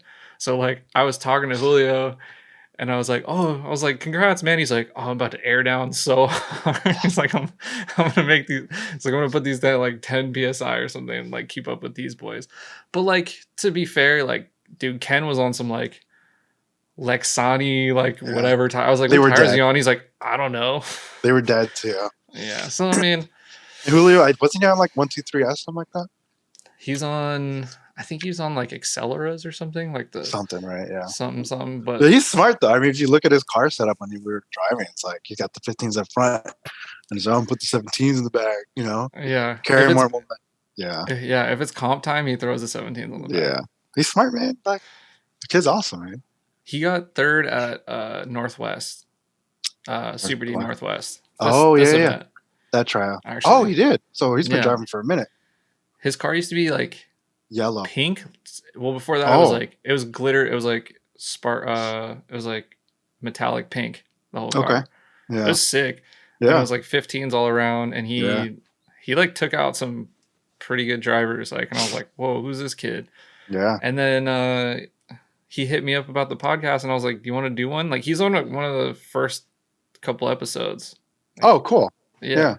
So that's how I know him. And obviously, like, I was a judge or whatever, but like any battle with someone I was friends with, like, so like Ignacio, Julio, like I was like, you two say it first. Like, I don't want this to be like Palmer swayed it or whatever. You know what I mean? Like, and I went up to Julio and I told him that too. I was like, like any of the decisions, like everyone picked their own score. And then like with the tandem stuff, like if you were battling, like, just so you know, like, I know we're friends, but I didn't say like, I thought you won or anything. Cause I wanted to let him know, like he earned it, you know? Yeah. That was kind of a cool thing to do at Final Bout. I think so too, man. Because I think we all crave it in some way, right? Like who's better?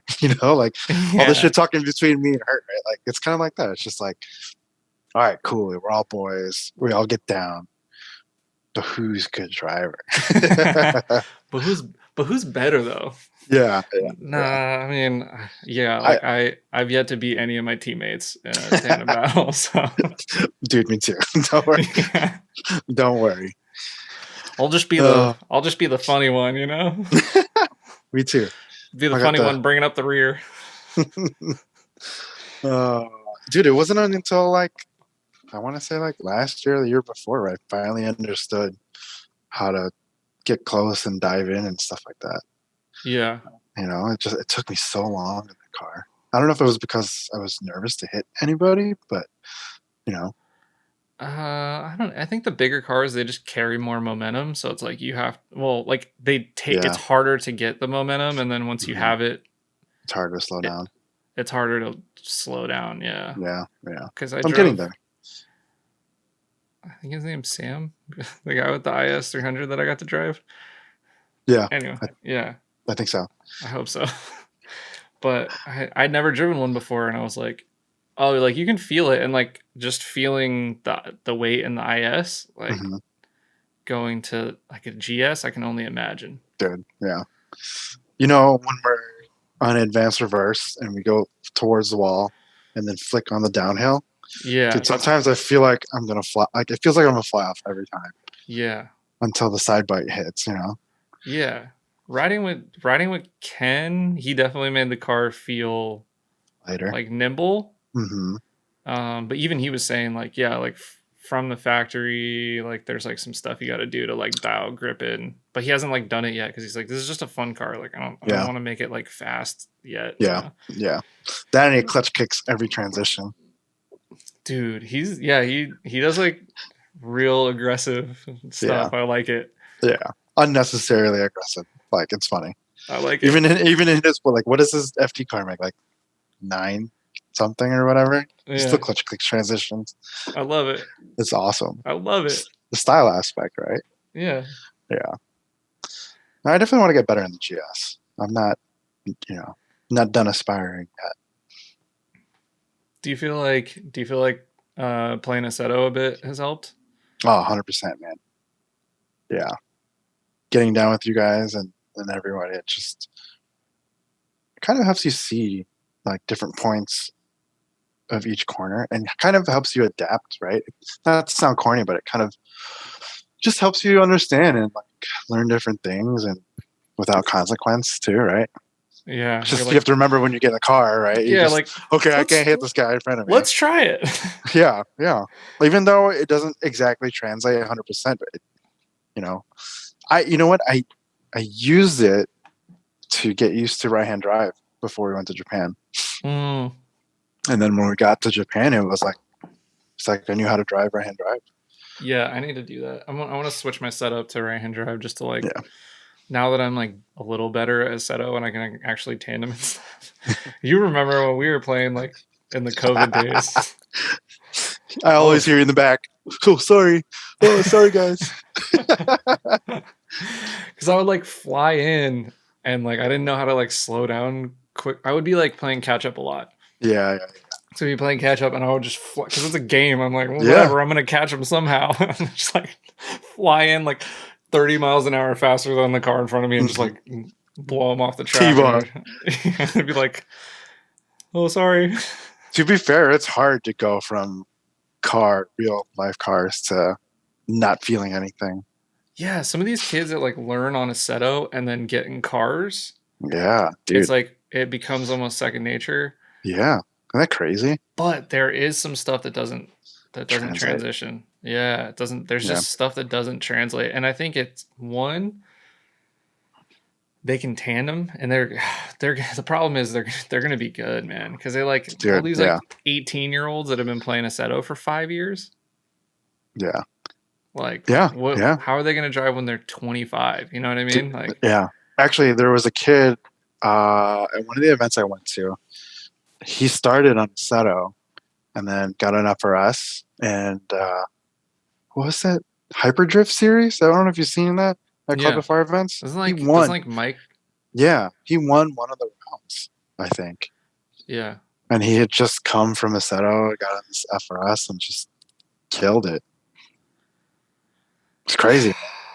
Well, I mean, seriously, like, you can put in hours like you can't in drifting. You know, like I mean, people have been drifting for 5 years. Like you in like 6 months you can drive 10 times more than somebody who's been drifting for 6 years. Yeah. Even though it's fake, it's like real. You know, I feel like the concepts are there, but like getting. You think if you put a fan in your face, you know, it kind of emulate the windows being down? Yeah, I think it doesn't work for everybody. No, it works. It does work for people who like. Okay, so if you like BMX'd and then you play a Seto a bunch and then you get in a car, you can rip because you have that like lack of fear, I think. But like if you play a Seto a lot and you've never like gotten past like being afraid of like getting hurt or like getting close to things. I think it's like getting rid of that fear. Like the reason I was bad at chasing for a long time, I think, was I was like afraid to hit people. Right? Yeah, like, me too. Yeah. And then like Aceto helped with that, but also like getting over that fear like has helped me in other things. I know it sounds really weird, but like no, I get it. Like I'll like jump on a skateboard and like do stuff that I wouldn't have tried like 10 years ago. And I'm not good at skateboarding. Like I'm not doing tricks or anything. I just mean like I'll like bomb a hill that I wouldn't have bombed like 5 years ago. And like I'm not as afraid of it. Because of drifting or just because of I think because of drifting. Yeah. I think there's like something to that. Like, you no, seriously though. You like learn to be like okay with danger, I think. You've driven in the snow, right? No, not really. So the funny thing is, you know, after I started drifting, I feel like every time winter hit, it was just like snow tires and go, right? Still do the speed limit. And Jen would always be like, aren't you scared? I'm like, you know, you're just driving like long. People are doing 2 miles an hour and you're mobbing on the highway. Yeah, man, drifting really does. You know, I think even in regular driving, in reaction times and being safe or Yeah. noticing certain things, right? Yeah. Right? Yeah. You're like, I know what that car is gonna do. yeah, right. Like when on a highway and like I mentioned, I'm like, oh, watch that guy. He's gonna do this. And Jen's like, how'd you know that? You know, I'm like, I don't know. It's like you figure things out that you can read people's right Yeah. You like body. you build the skill of like scanning, I guess. I think Hmm. it's called scanning, but you're like Yeah. essentially like watching Hmm. somebody else. But yeah, like yeah, I've noticed. I think it helps reaction time. Yeah. And like I don't think there's really any downsides other than like money and probably like inhaling like rubber particles. Fire. That was the only thing I was worried about, inhaling that stuff. Yeah. But I think he was good. Yeah. I think they call them like microplastics or something. Anyway, Yeah. it's like a whole thing. Yeah. I don't know. We pay attention to that stuff out here in California. Hey, did you know that I'm a buyer planner for a plastic resin distributor? No, but it's your fault. It is my fault. Every time I work for the company, I'm like, oh, am I working for the devil? Every time I get paid. Yes. I think we all are. Yeah, I know. But sometimes I feel bad, you know? I mean, Like, what are you going to do? Like, I know. I guess you could work for like a recycling company and like kind of feel better. I don't know. Maybe nighttime job. Maybe all those plastics are recyclable, like, or yeah. or they are recycled. I don't know. Oh, yeah. A lot of people don't care about that stuff. Yeah, I know. But some people do. Mm-hmm. Yeah. I man, I've been like trying to look for cars, right? Like I'm like, what else? So I got to that Can you buy? Sam, let me drive that IS. I hope it's Sam. I forget everyone's name. It's okay. Shout out Sam, I hope. Cause that was cool. Like I haven't really drifted like a Toyota. But I'm a big Toyota fanboy, which sounds stupid. But it was pretty good, man. Like it was stock, right? Yeah, it was like stock with heat maker knuckles, coils. What the? Yeah. Torsen LSD. Dude, that car feels amazing in almost stock form. Yeah. I was like, this is a stock diff. This is fine. Like, I want to drive one of these every day and drift places I shouldn't. No, I get you, man. It's hard. I think that's the other downside to what we do is that we always want something else on top of what we have. Yeah. I did tell Jen, like, eventually I want to build another 240. Yeah. Okay. I really want to do a 1VL. You should. I want to. grab that shell soon, man. I know. You know what's cool is Jen wants an A80. Really? Yeah, I told her, I'm like, dude, we're past the point of being able to afford one. Shelmy only wants like rich girl stuff. She's got a cool car. She's got the M4, right? Yeah. I took one of her best friends out in it because she's like living out of the country. She's like from the Bay. Mm-hmm. And Shelby's like, oh yeah, like because she's into cars. Like I've taken her drifting and stuff. Like she's like super into it. And Shelby like took her out in it, and they went and like got boba or whatever. And then like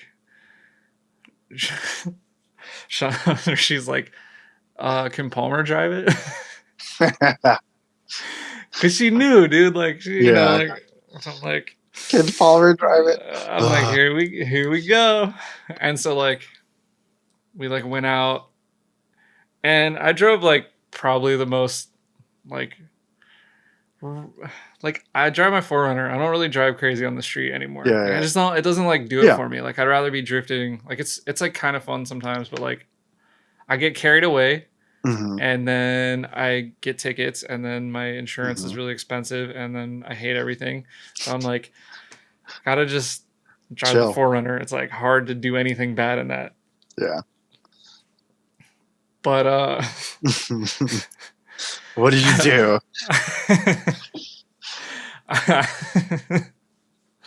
I might have tripled a number that tells you what you should be doing. Like on. They're fast, right? Dude, and like it doesn't feel that crazy when you're driving it, but I'm sure like as a passenger you're like but yeah, like I think it was on like a Saturday morning through the city, like on the like freeways that go like up like kind of through the buildings and stuff, and there was no one on the road. Yeah. And I'm like all right, you know, like it's pretty safe right now, like M4, right? Yeah, dude. So one of my longtime high school buddies, he picked up an M5. I don't know if it was a comp edition, but it was the new one, like the new M5, right? And it was leased. He's like, "Hey man, before I give up this lease, I kind of want to learn how to slide it." And I was like, "All right." Yeah. So we invited him out one time to one of our, spots. Yeah. Dude, that car is so fast. Like, I upshifted to third and like I was like, oh my god, this thing makes like 600. It's like my car's fast, but this thing is just, bro. I hate to say it, but like the new cars, like what I was thinking about so fast. I was thinking about it that day. I was like, oh, this is like the 20-year newer my car. Like this is literally it's like a 2-door M3 from 20 years in the future. Yeah. From my car. Yeah. And like it feels really different. Even with your upgraded motor. Yeah, like I don't know, there's something about like the DSG and the paddles and like all like dude, when I swung, it's very confidence inspiring. That's the scary part. Like I think that's why people get in trouble. Yeah. Right? Because dude, even me, like when I did a second gear and then I upshifted third and it just roasted tires, I caught myself doing one of these. I'm like, I had to catch it. I was like, this is like if that was somebody who doesn't know how to drift, it probably could have been pretty bad. Yeah, like someone that's just like, I don't need any of these like driving things, like because it has like traction control, stability control, like all that stuff, and you can turn all of it off. Yeah, but that's like when you do, it's like, are you sure? It prompts you, and you can you can program it to like a button on the steering wheel. Really? Yeah, so you just like hit this button and it's like full race mode. Off. Yeah. Dude, technology. I don't know, man. I mean, we got to be happy that they're making wild stuff like that because that's what we're going to be drifting in the future. Like, I had this conversation with another one of our friends recently. I don't know. I feel like there isn't going to be a future. Me too. I feel like our cars are going to be like horses. I agree. In like 20 years, right? Yeah, it's going to be like you're going to have like a ranch to be able to go drifting. Yeah, seriously. Like have a barn and like that truck and trailer. Like we pretty much that already. Yeah. Like you've seen that Airbnb? You have the truck, the trailer. You got to have somewhere to store it. It costs money. Like we're seriously though. Like, but I think the people. I'm into it. I think the people who drive their cars, they have a drift car, or they have a car and they go drifting in it. Yeah. I think that's going away. But I think the people who like only go to tracks, like the people like it's like horses. You can't ride a horse on the street anymore. You can. I see what you mean. Yeah. You know what I mean? Like us. Like what we do here in Chicago, right? I think eventually we're not going to be able to drive our GS in the street or whatever, right? I mean, it's going to be like all the new cars are designed to go like 90 miles an hour in like formation. Like they like tell each other where they are and shit. And like everyone's there's going to be no traffic. And like you're going to be like the guy in like the horse and buggy. You're going to be like the Amish guy. Like you're going to pry it from my cold dead hands, you know? Like, you remember iRobot? You remember the movie at all? Yeah. When he gets on the motorcycle and the doctor's like, this runs on fuel. It's combustible. Remember that? Yeah. I was like, oh, fuck, that's going to be us. Yeah. Yeah, we were talking about that and how, like, what I hope is that, okay, so to own a horse today, it's astronomically expensive, right? Just feeding it, having a place to store it, use training, whatever. And I hope that I feel like it will be, but like to get gas, to transport it, to go to the track, to use it, it'll be the same thing, Yeah. right? That's what I'm saying. I mean, like we're already doing what horse people do. We're just not like as balling. I mean, I feel like Yeah. there's people who have horses that aren't like.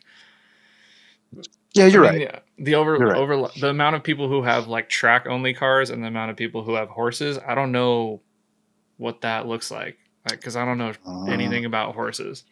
you mean like the cost of each may not be as far from And what we just the think it is. quantity, like how many people have horses and how many people have track cars. Like, Uh-huh. You're like right. It's a dying breed kind of thing, right? yeah, like I feel like less people. I don't know anything about horses, but I do think that because that's what we were talking about on the last one with Milky Diamonds. Is he's like, yeah, like even in Japan, it's like Yeah, it's the harder. younger generation is having a very difficult time, and they think it's cool. So it's like kind of getting this like cool resurgence. Like, Oh, and with even cars. like around us, like all the TikTok kids and stuff, like Mhm. they think what we're doing is. I don't know about me and you, but like in general, Cars. like 240s and S13s and stuff are like again are like having like another resurgence of like that's a cool car, and then like Hmm. Hmm. E36s are getting like a little more rare and like becoming like kind of like I'm seeing like more. They're not just like the crappy drift car anymore. Like it's Hmm. like Hmm. people are like kind of starting to Yeah, I respect them mean, and stuff. what a stock 240 that sold on Bring a Trailer for damn near 30 grand, right? Right. I think I Yeah, just saw a Supra that sold for five hundred and 500,000. $50,000, Bro, bro. a Mark IV Super with like 40,000 miles on it or something. I mean, it was Fully clean OEM. as, Yeah, but golly, like, can you imagine? I've never had that kind of money to spend on a no. single piece of anything. Yeah, and that's just going in someone's collection. Like that's Yeah, someone rich, and they're gonna hold on to it and hope it goes up in value. Fish probably bought it because it's white, right? He probably bought it. It's sitting in his warehouse. Have you seen his warehouse? Fuck, uh, it's crazy. All he's white cool. cars. I've never met him until this Dude, last he's time. awesome, man. He's a super nice guy. He's awesome. He's one of the Yeah, most down to earth, genuine people, and he works really hard. Like his mom works him to the bone. that's good. Yeah, man. He puts in his time. Yeah, Hmm. I don't know. I don't know much about that. Like they own like dealerships, and he like manages like an entire dealership or like a couple of them. Yeah. So my understanding is that there's two dealerships in a city south of us. Yeah. It's in both him and his sister's names, but his mom manages them both right now. But I feel like Fish goes into work almost every day to take care of something. Yeah. Yeah. She's like, 7 days a week. yeah, right. Seriously. I feel like she's grooming them to take Family over the businesses, business. Yeah. man. Like Yeah. I don't know. That's like I'm how do you set up your like next generation? Yeah. Seriously, right? It's what Jen and I were thinking about Liam. How are we going to set him up for success the way our parents did for ourselves, right? The answer is not build drift cars. That's why I said, do you want him to get into drifting? I don't know, man. I mean, you'd be setting him up for success. I don't know. He has the tools. Like, how cool would it be to like share? Like, have you seen the videos of Yes, like of Naoki and Naoki his son? and his son, yeah. Ah, Dude, like that's the dream. how is that not the coolest thing ever? And his son is probably better than all. Probably, yeah. Yeah. I was watching him like, man, Imagine tandeming with your son, dude, me tandem with Liam, that would be the best. right? Yeah. Actually, Jen asked me if I wanted to get him into karting because we watch Formula One every weekend. And she's like, you want to get him into karting? I'm like, man, it's so expensive. It's gnarly, and the kids that like actually go somewhere with it, like they travel and they like drop Yeah. out of school and they're like doing homeschooling and stuff. Like Yeah. It's a lifestyle. ruthless. Yeah. You know what I said? I said, I don't know. How about we buy him like a piano or something? Learn an instrument or something. That's cool. Yeah. Then he'll be in like a band and like. Yeah, man. You and I can go watch him at a concert or something, you know? Yeah. I don't know. I want him to do whatever the fuck he wants. I'm not gonna say you need to get cars or do this or that, right? Yeah, you'll just have to see what he gravitates towards. Yeah. It'll be pretty easy after that. we were before I got him with you, we were watching D1 over in oh I forgot where they're at tonight. Oh, Lights is on. Yeah, Lights. We're watching Lights. Yeah, and he was just staring, just. Actually, I wanted to watch that. Well, it's they save it. They save it on YouTube. I'll watch it. I'll watch it tomorrow. Yeah. You know. So he's just in awe over it. Yeah, I don't know if it's the colors, the sound, or whatever, but he's just like stuck to the screen. Like Jen calls him, and he doesn't even answer. Oh, that's so cool. Yeah. You're like, yes. Yeah. Man. I hope he. We're all pushed to do college, right? I don't know, man. I feel like if I would have gone into a trade, life might be a little different, right? Yeah. Definitely want to teach him that there's not one way to be successful. That's for sure. I'd agree with that. Any way to be successful. I'm a product of finding my own way. Yeah, man. You've done good, man. That's all you can do. Yeah, I was having a conversation about that with, I don't know, this is like I never talk about my ex-girlfriend, but like I was talking to her parents because I wasn't going to college, and they really wanted her to go to college, and she was like, not, her like grades weren't like amazing, or whatever, but they were like, she's gonna be an optometrist and blah blah blah, and I was like, that's a doctor, like, like, I'm sorry, I don't mean to pop shots, but like, no, you're like, yo, that's how you gonna do that? That's like, I was like, if you buckle down and put your head in the books, like but like, I had I had an inside perspective that they didn't have, you know what I mean? Like, yeah. Of what her like hobbies were, right? Yeah. And they weren't studying. I'll just say that. Anyway, and then their other daughter, like, she was in school, but she didn't really know what she wanted to do, and they're like paying a bunch of money for her to go to UC and all this stuff, and it's like, I'm like, to me, if you go to school, like, and I shouldn't talk shit on people that went to college, like, I'm envious, like, that's all good, dude. Like, but I mean, like, unless you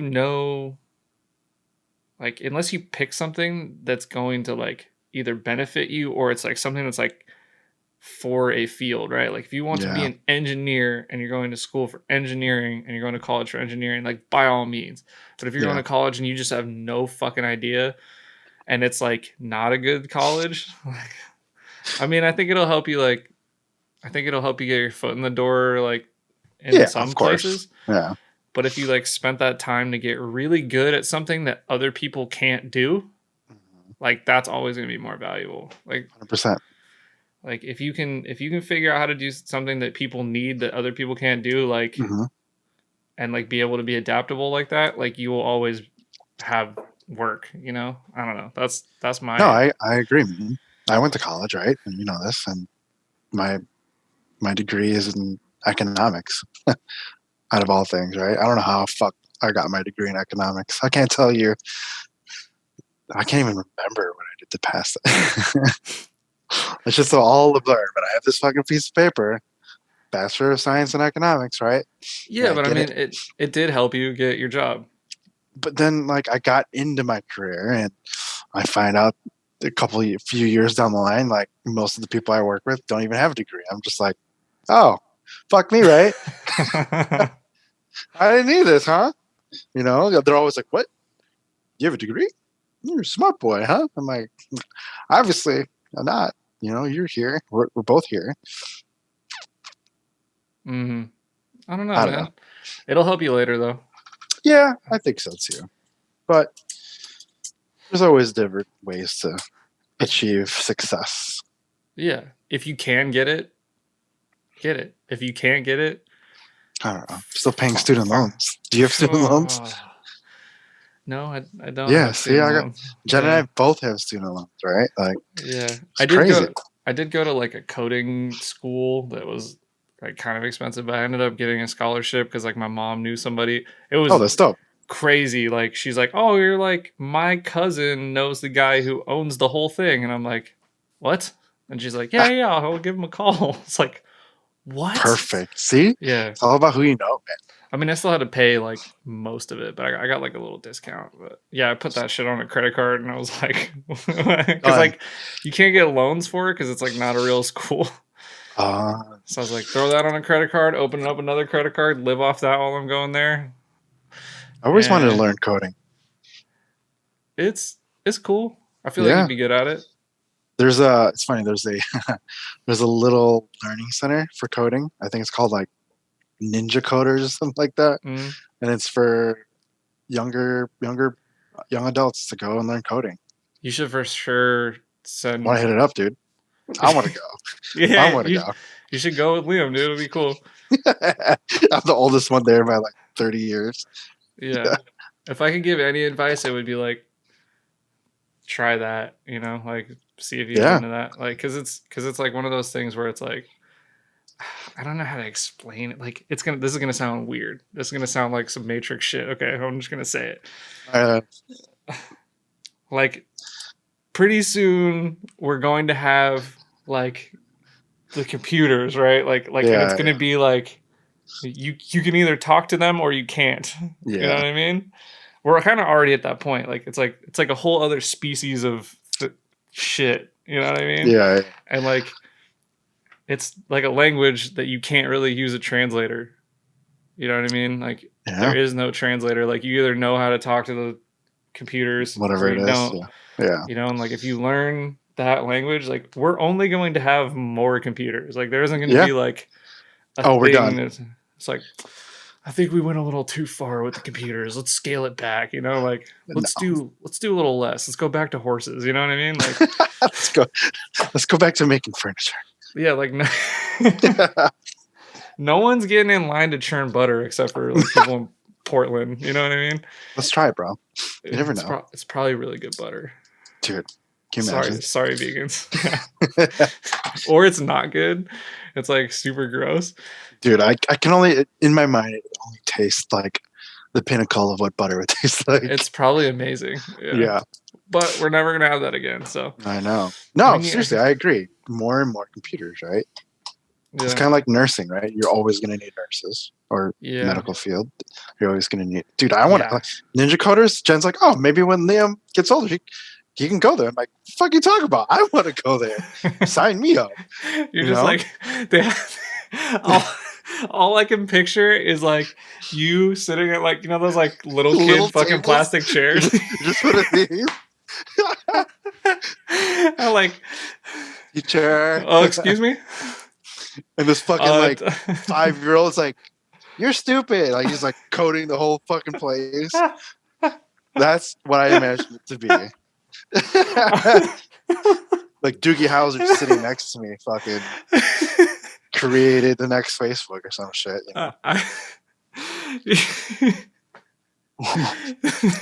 Seriously, I want to go. It's like a fucking rainbow keyboard that's all tiny for kids. Dude, imagine I call them and they're like, sir, you're past the age cap that this program's for.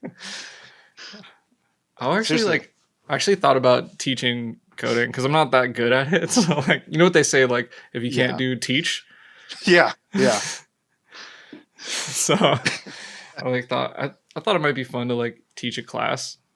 Yeah. Like because the school that I went to, like they always hire like students, like old students essentially, because they're probably cheap. Old students, yeah. But yeah, I'll teach you if you want. Let's do it. We have our own ninja coding dojo. Hey, We'll get you like a little chair, like one of those super short, like dude, the little elementary school plastic desks. colored chair. Yeah, that's exactly what I was thinking. Sir, we don't really have a table for your size here. Be like, so we have an age range, and then you just like take your shirt off and like turn around, and they're like, "Sir, right this way. Okay, all Have a right, seat." okay, dude. Yeah. Did I ever tell you about Rio? I can't think. Yeah, Rio from Sexy Nights. Dude, every time I talk to him, every time I see him in Japan, he always just jokes with me. He's like, "Oh, Chob Yakuza." And I'm like, "Stop that! I'm gonna get in trouble. Someone's gonna hear you." Because all your tattoos. Yeah, dude, I swear, I swear they're like old school Yakuza. Him and his brother. Maybe, man. Like you never know. Dude, right? Like, Yeah. because Tiger would tell us about like being in like those Zoku when he was younger and everything. So cool. I was like, oh god, you guys are the real Yakuza. All these little troublemakers. Yeah. Or big troublemakers. Old trouble. I don't know. It's kind of sick though.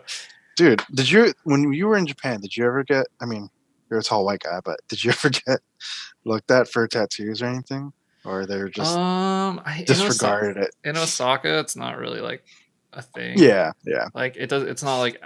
I mean, like you get looks, but it's not like they're not like disgrace. Like yeah.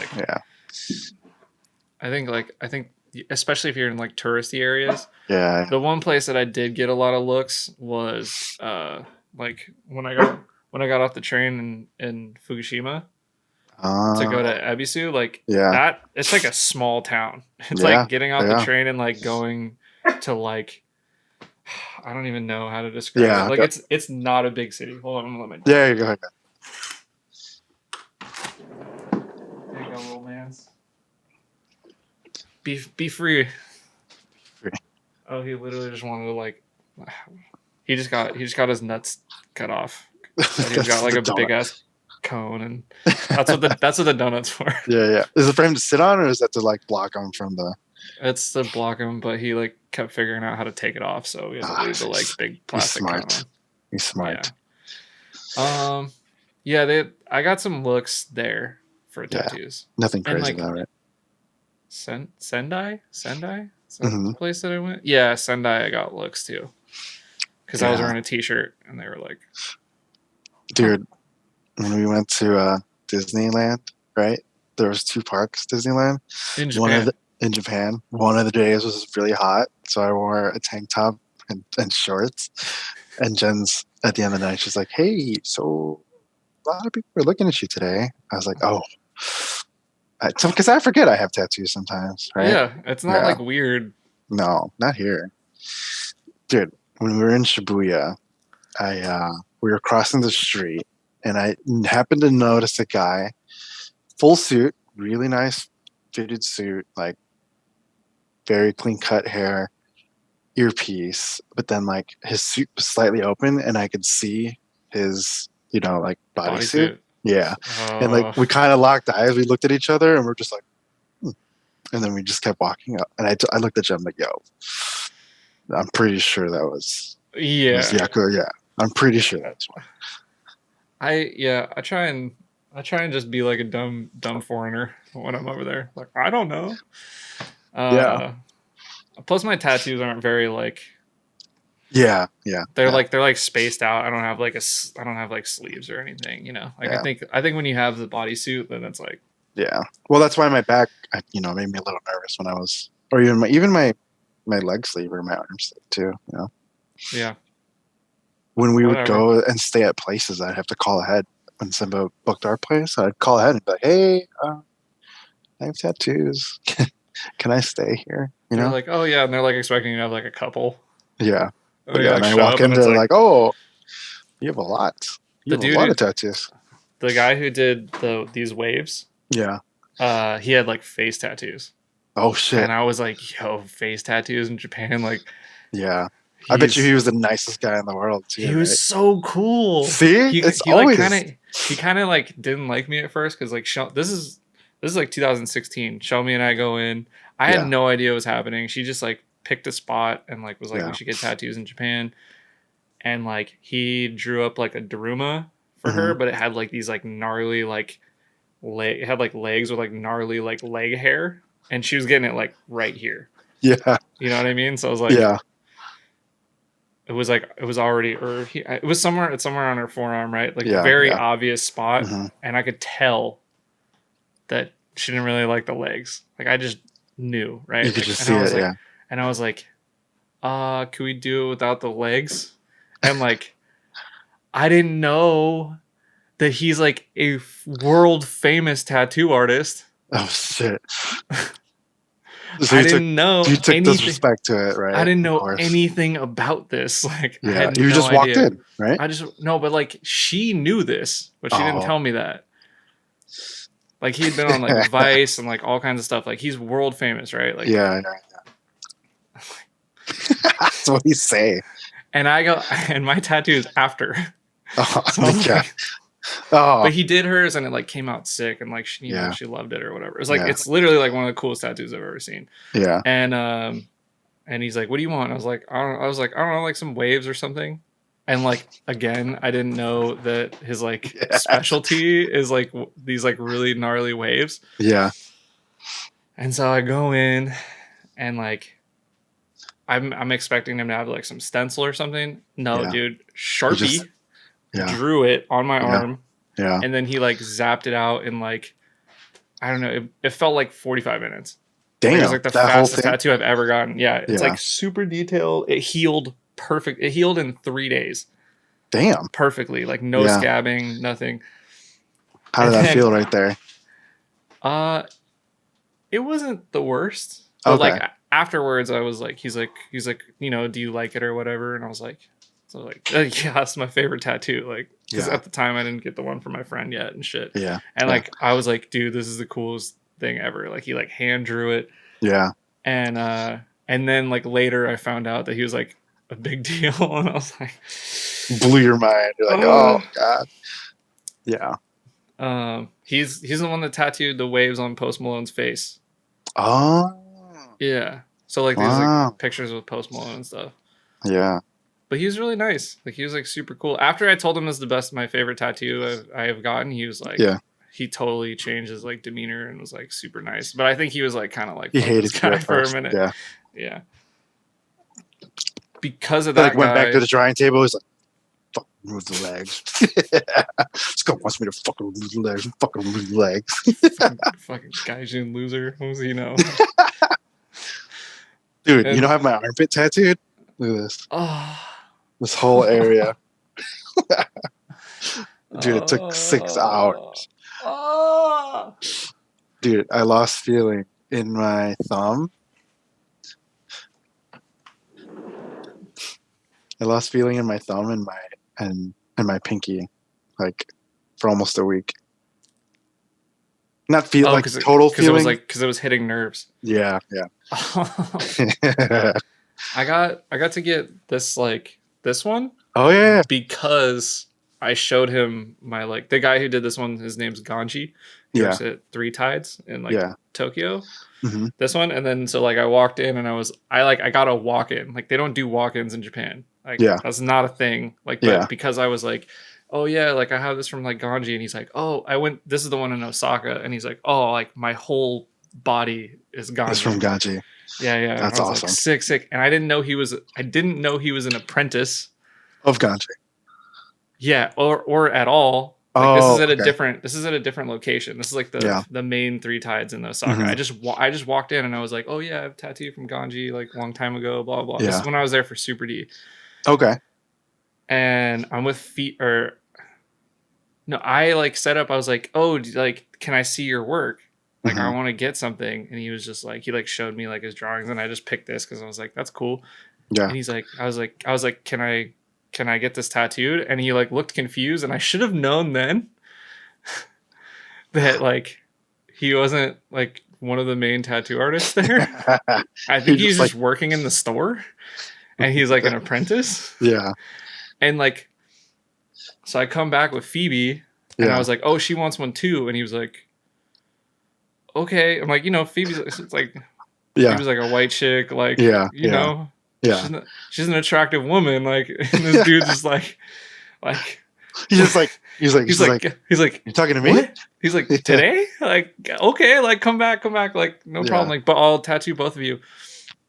He starts on me, and he's like going deep, like this Hard. isn't like a super Hard. painful shot. Yeah, like he was pushing hard, and I'm like, this is not like my last experience, but. And then like people were coming over and like looking and like talking, and they're like, "Oh, not a tiger for him." Like, you know, like I could hear it. I could kind of pick up what they were saying. Like, like, and then like some guy, like one of the guys was like, he's like one of the main dudes. Like I've like since followed him or whatever, but like, he was like giving him a hard time about like how he like always white people always want tigers or something. Like, or a dragon. Yeah. And so like at the end he's like, "Oh, can I take a picture?" And he like takes a picture, and he's like, I go on his Instagram, it's the second tattoo photo he's ever posted. And I was you're like, oh I see. Yeah. How'd it turn out? It looks good. It came out pretty good. Yeah. Like he went deep, and like dude, that color is so saturated too. Yeah, it was pretty painful. What did Phoebe get? Phoebe got some like flowers, like right here. She got tiger. Hers came out sick. Hers came out like perfect. Yeah, like he didn't go too hard. It was like literally he did like this one to practice, and like he probably looked at your face. He's like, let's try this one. Yeah, and then he did Phoebe's. Phoebe's like healed really nicely. Like his like really, really symmetrical, like nice lines and stuff. Like it's cool. But yeah, I kind of like set her up, and I was like bringing her to get tattooed by an apprentice. You guys were the second and third tattoos he's ever done. Yeah, I have that he's posted at least. True. You guys had to see, but that's an awesome story, right? Like, yeah, that's what I love about tattoos in other places. Yeah, Julian was like sick in the Airbnb, and like so I was like, all right, Phoebe, we're going out on the town. See though, like it's like you got to do that because of drifting, right? Yeah. Right? I feel like drifting has brought us so many places, because go to Japan by myself with my wife, you know? Yeah. Like, and if you're not into drifting, whatever you're into, like just commit, like go all in. Like yeah, man. Like only cool stuff happens because of it. Like in the last like year or so, like we're starting to get to like meet like music people and like other people who are just really dedicated to what they do. And they're not necessarily like famous, but they're like cool people who like do cool stuff, and they're like really dedicated to it. And it's like this like mutual respect. You know what I mean? Like just a mutual respect thing, man. Like art people or people who like do anything, like it's just like, it's like, oh, okay, like that's your thing and you're all in, and like I respect that. And then like same comes from me. I'm like, oh, that's your thing, you're all in, I respect that. Like you know a lot about this one, like I don't know, it's just, and it makes you want to learn more about whatever it is, even if you're not into it, right? Yeah, tell me more, let me learn about what you do, you know? I find it kind of difficult to like, maybe this is true for you, but like do you find it becoming increasingly more difficult to hang out with people who don't have that like something? It's got to be something, right? It could be I don't whatever. care, video games, like dildos, I don't know. Bro, okay, like, I'm the utmost dildo collector and all of the northern Illinois. Like, you know what I mean? Like I don't care. I collect dildos from past shows and movies and no. So okay, you and I are kind of on the same wavelength, but Jen made me feel a little bit bad about this, and I felt like an asshole when I brought this up to her. I was like, what did I say? It was to the effect of, I can't imagine being somebody who's not into something, right? And she's like, well, you know, she helps open my eyes. Like, oh, sometimes people don't have something, right? And it doesn't sit with me. Like, I don't understand how no disrespect to anybody on here listening that doesn't have something, but it's just like somebody has to be into something. Anybody has to be into anything. Yeah. Right? Like, how do you go about life not being passionate about anything? Yeah. Right? Like you said, it can be anything.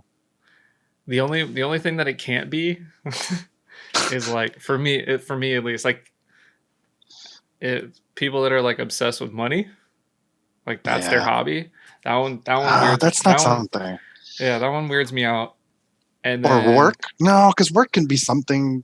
It depends on what your job is. Yeah. But like, doctor, yes, some somebody in the people medical field. Yeah.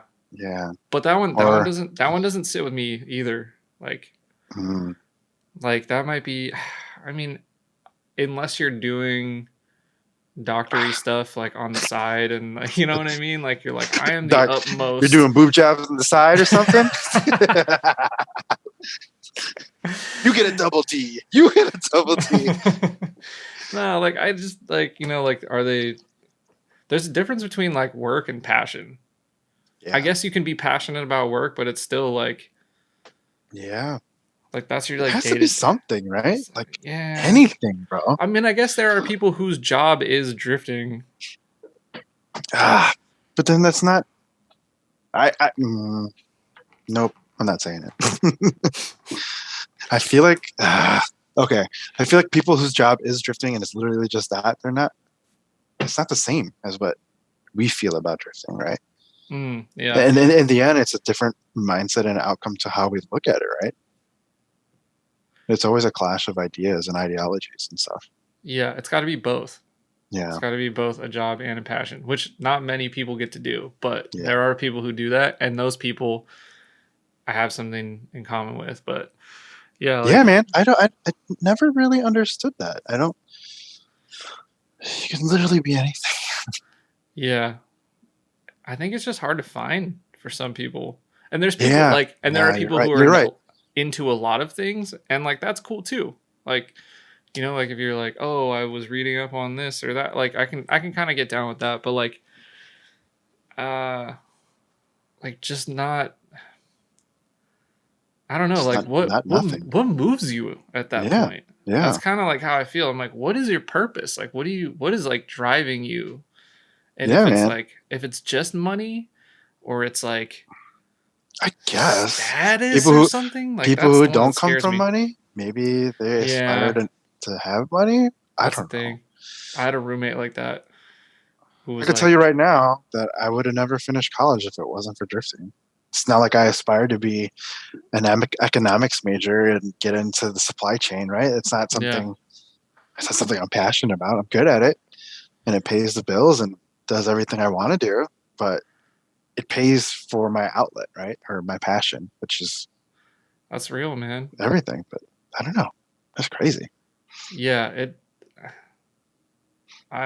it drives. I think it drives me too, man. Like I mean, it drives all of us. Yeah. I don't think there's anybody who drifts and is like really into it that it isn't a thought in their mind when they're making a decision about life. Yeah. Like for me, I'm like, oh, I'm gonna move. Like, how far is it from the shop? Like, am I gonna be able to park my car there? Like,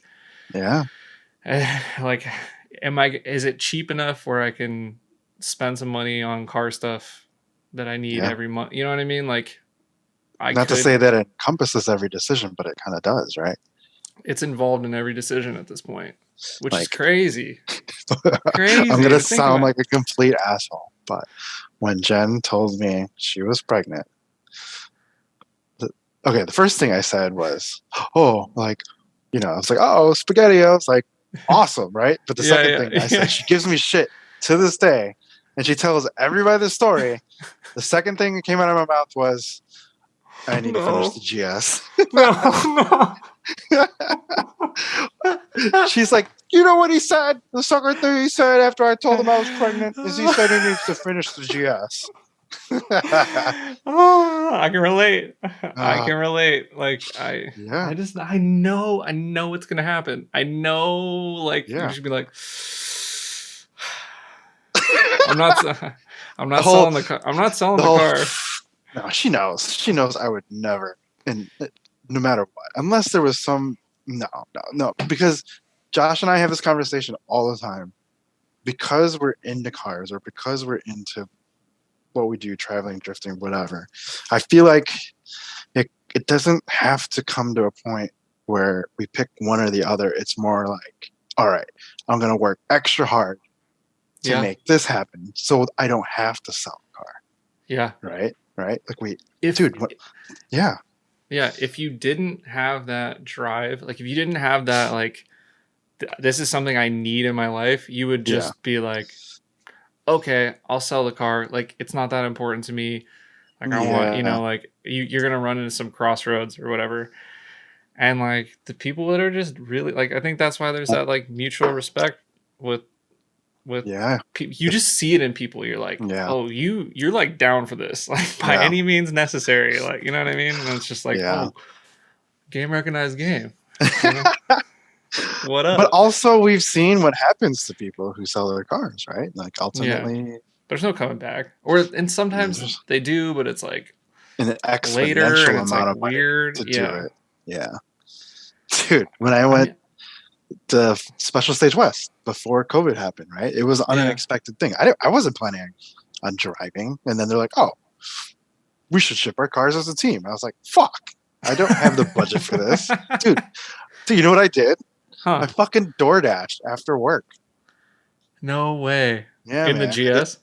No, I had the TSX. I don't know if you remember Yeah. that thing, Yeah, I remember. dude. Every night after work on the weekends, every time Jen had work late, I would fucking DoorDash, No way. and I would You're like, do I'm it gonna for get this hours, money. See, that's so dude. Yeah, cool, man. and it paid for my airplane ticket. It paid for my hotels, and it paid, just And that's the stuff that people don't see. yeah, That's the stuff that people don't see. yeah. Like they just see like you and your car in California, and they're like, "Look at Must be this nice. money bag, Must be motherfucker." Yeah, nice, dude. fuck. DoorDash, bro. Come on, man. Yeah, yeah. That's like Can you the. imagine me carrying the fucking pizza thing? Like, hello, your food's here. I'd be so hyped though. I'd be like, "Oh, what up, dude?" Dude, people are assholes too. Like, you realize in that industry how much Oh, that sucks. I drove Uber I feel for it. I drove Uber for one day. I thought you were gonna say 1 year. You said 1 day. One day, and I was like, Nah, "Nah, I'm good." nah, B. People are mean, man. Bro, people are unnecessarily mean. I like picked this girl up, and I could tell she like, I don't know if she had like a bad job interview or something. And I was like, "How you doing?" She's just like, "Just drive the car," and I was like, Damn, All just right. like that. Yeah. Have you ever worked retail in your life? Yeah, I worked at Circuit City for a year and Best Buy for 6 years, 5 years. I feel like everybody should work retail once in their life. I feel like you know how like Korea, like everyone has to join the military for like a couple years. I feel like in the U.S. everybody should have to work at a retail Retail. store for like a Yeah. year. Yeah, it Just humbles to you, man. see. Yeah. Dude. Okay, so I am when the manager. I see the manager, bro. Okay, so remember I was telling you that I was going to school part time and working. Hmm. Part of that time, I was a pharmacy tech because my dad worked for Walgreens corporate. He got me an in at a Walgreens store, and I was a pharmacy tech. Dude, retail is one thing, but then when you're dealing with people's like medicine retail kind of shit, dude, people are crazy. They're like, I Especially, need these meds, and you're like, yeah, you do. dude, especially the people who are abusing the system. Oh my god, ruthless. Really? Dude, one time, okay, I don't know if you've ever seen one of the pharmacies, but they have machines in the back where it's automatic refills. But us as pharmacy techs, or what I was, you fill them, right? Every so often, you just got like a big bucket of Xanax. Yeah. You just no way. Yeah. Is that how it works? Yeah, seriously. Yeah, except the like controlled drugs like Vicodin and shit. That's like in special lock cabinets and whatnot. But other than that, literally, it's just dumping shit in. Right. I'll never forget ever. This will always stay in my mind. I was in the back refilling one of the Janet or whatever it was. Right. Yeah. And some guy came to the window. Was like, "Oh, but I need to refill my prescription," and I couldn't hear him. Like, whatever he said, I'm like, "Oh, excuse me, sir. I'm sorry. What did you say?" And he was like, "Clean your fucking ears out. Don't have to make me repeat myself." I was like, "Oh, I want to punch you in the throat right now, so bad." Yeah. I'm like, "Fuck." Yeah. The amount of times that I was verbally abused Circuit City at Best Buy was like probably like every day. Probably like in the no, like the really bad ones. Oh, I would say like I probably like 20 times. I had That's a one guy lot. like in my face, like, "You dumb motherfucker, like you stupidest piece of shit I've ever seen in my life." Like, and working in the car audio install bay, like you're not in the store. Like ours was up on the roof in the back. and like disconnected. Yeah. No, like we were straight up like it was the Best Buy was on the ground floor and then the install bay was on the roof and there's an elevator like across the parking lot and that's how you go up and downstairs. So it's completely separate. Completely separate. So like people would come up there and just like, bro. And like, and there's nothing you're like by yourself. Like I would work by myself a lot. So it would just be me like and in this customer. And the customer and like it's like this like what do you do? Like there was like one security camera and they would never look at it. Like it was wild, dude. I had one guy like he didn't like threaten my life. He like knew what he could say without like getting arrested, essentially. Like it was pretty crazy. And like it was all what are these people upset about? Like if I would like deny working on their car. That was the one that usually got people. If you like told them that you won't work on their car, they'd will not work on their car. Yeah, they'd probably they'd usually flip out. Like you're gonna turn down their work. Yeah. Huh. Yeah. Well, there's this one dude who was like known as like being like literally psychotic. Like he would like a customer. Yeah, he like drove. So like in the Marin City one. Yeah.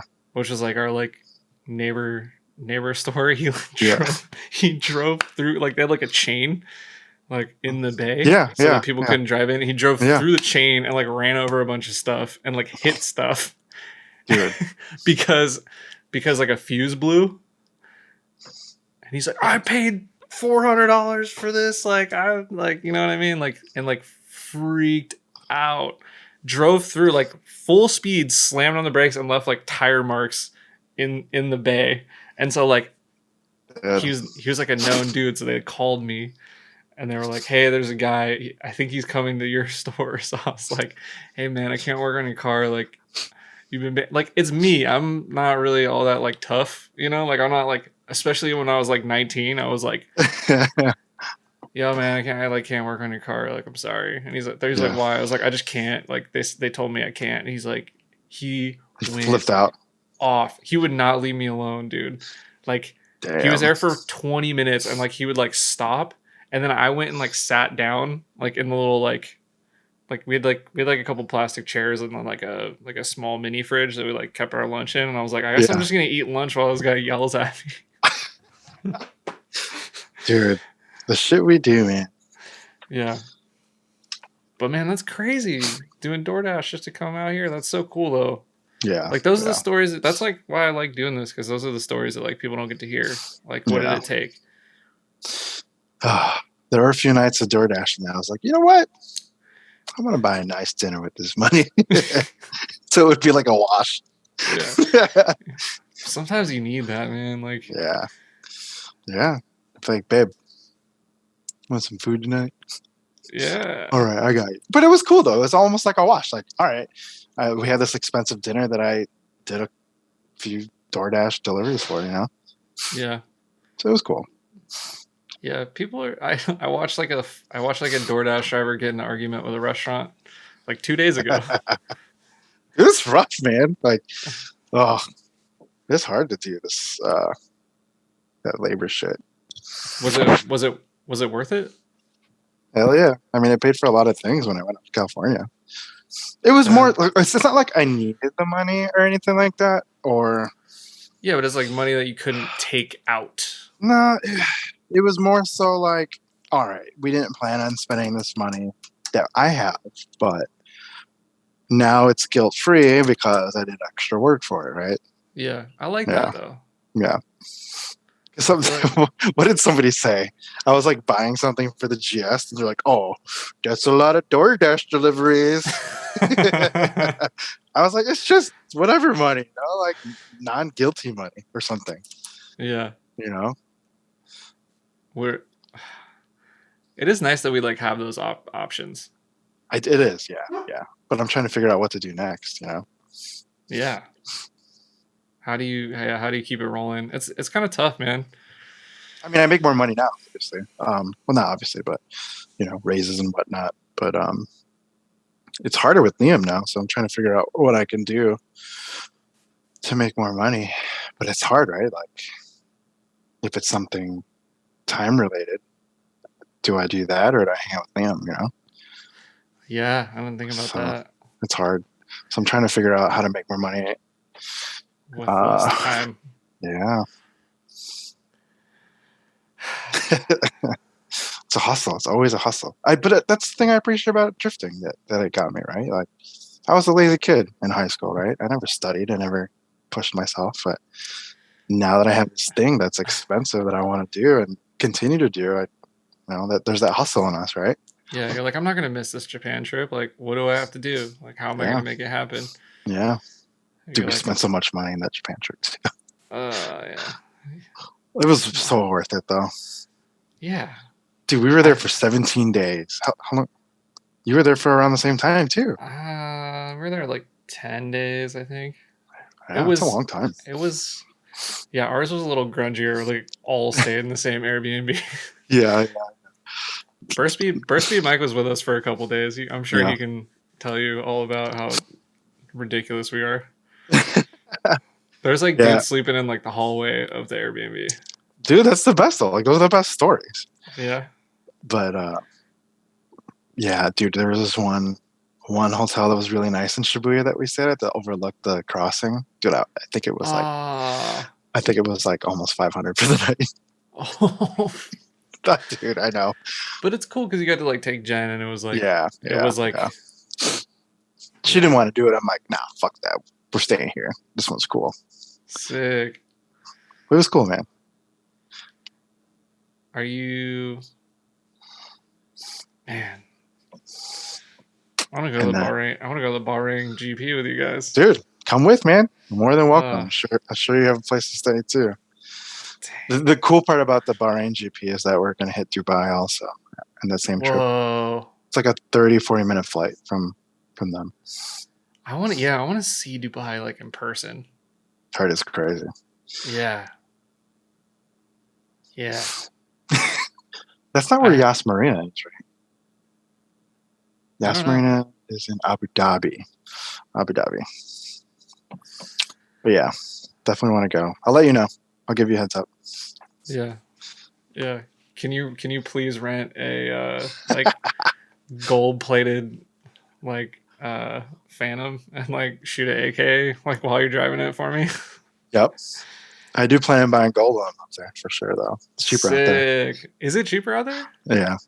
Cheaper, better quality. Dang. It's not like cheap. It's not like $25 chain. They're still expensive, but what do you think about getting, dude? Are you gonna get like I want a chain, you know, like you gonna get Proceed? I should get roses. You should get the roses. Yeah, you should get like you should just get the GS in gold. No, I definitely get the want GS in like rose gold. I don't know. Something like that, right? Yeah. You know, the typical old Filipino style. You have like the fucking gold chain, right? I just want one of those. You know, I want a pinky, gold pinky ring, something like that. Do it. Then if you wore that in Japan, they'd really think you're Yakuza. Oh, for sure. Especially if it was like that.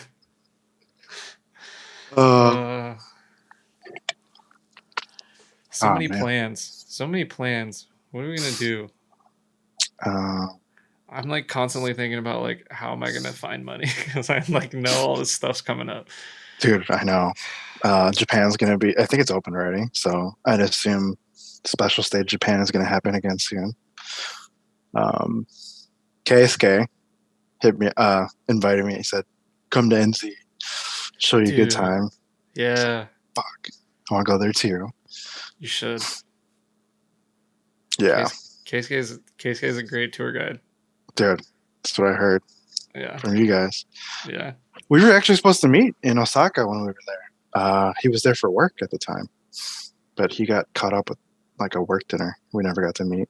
So I'm like, all right, Mike, let's just go back. Let's go meet in Japan this time. If you can meet up with them out there, like you're gonna get to see some really cool stuff. I know. I want to. Like I know that you guys haven't got to check out Mahon, but like I want to go for sure. He's got an S15, right? Yeah. Yeah, that's cool. Yeah, it's sick. Yeah, it looks crazy. Yeah, man, how do I Dude, do that? Yeah, there was one time where I think Ilya and Semper were like trying to do a New Zealand special stage or something like that. That was a few years ago. That'd be cool too, though. Yeah. I just want to travel everywhere. Yeah, man. I want to go. I don't know where I want to go. I'm like taking a little. Actually, the kid. So I sold my XZD twin plate to a kid in India. No and he was way. Like, yeah, isn't that crazy? Yeah. But he's like, yeah, come out to India. You know, he's got a GS also. He drifts in India. He's like, come out to India. I'll show you a good time. I'm like, man, that sounds awesome. I want to see what drifting's like out there. Hell yeah, man. He just was drifting like this full third gear track. It's crazy. Like I guess because we don't like see it, it's like hard to find. Yeah. But like I want to like all these like international drift people. I want to like see what it's like. I want to like go. I want to go to like Poland. Yeah, can't wait for that. Russia. Scared of Russia though. I kind of want to go, man. Just go with Ilya. It'll be fun. Dude, Ilya doesn't even want to go. Where else? Who else is drifting? UK. Ireland. James Dean. Yeah. Right. I want to go check out like Central America. I want to check out Brazil. You want to find Dom? Dude, Brazil.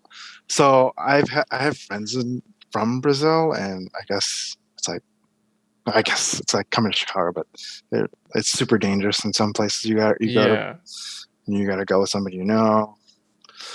But I definitely want to go.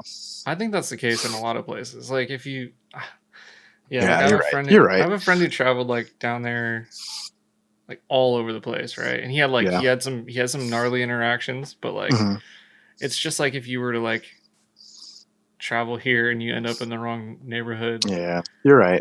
You know what I mean? It's like you just gotta like know how to like you gotta know somebody that's gonna be like, yeah, don't go here.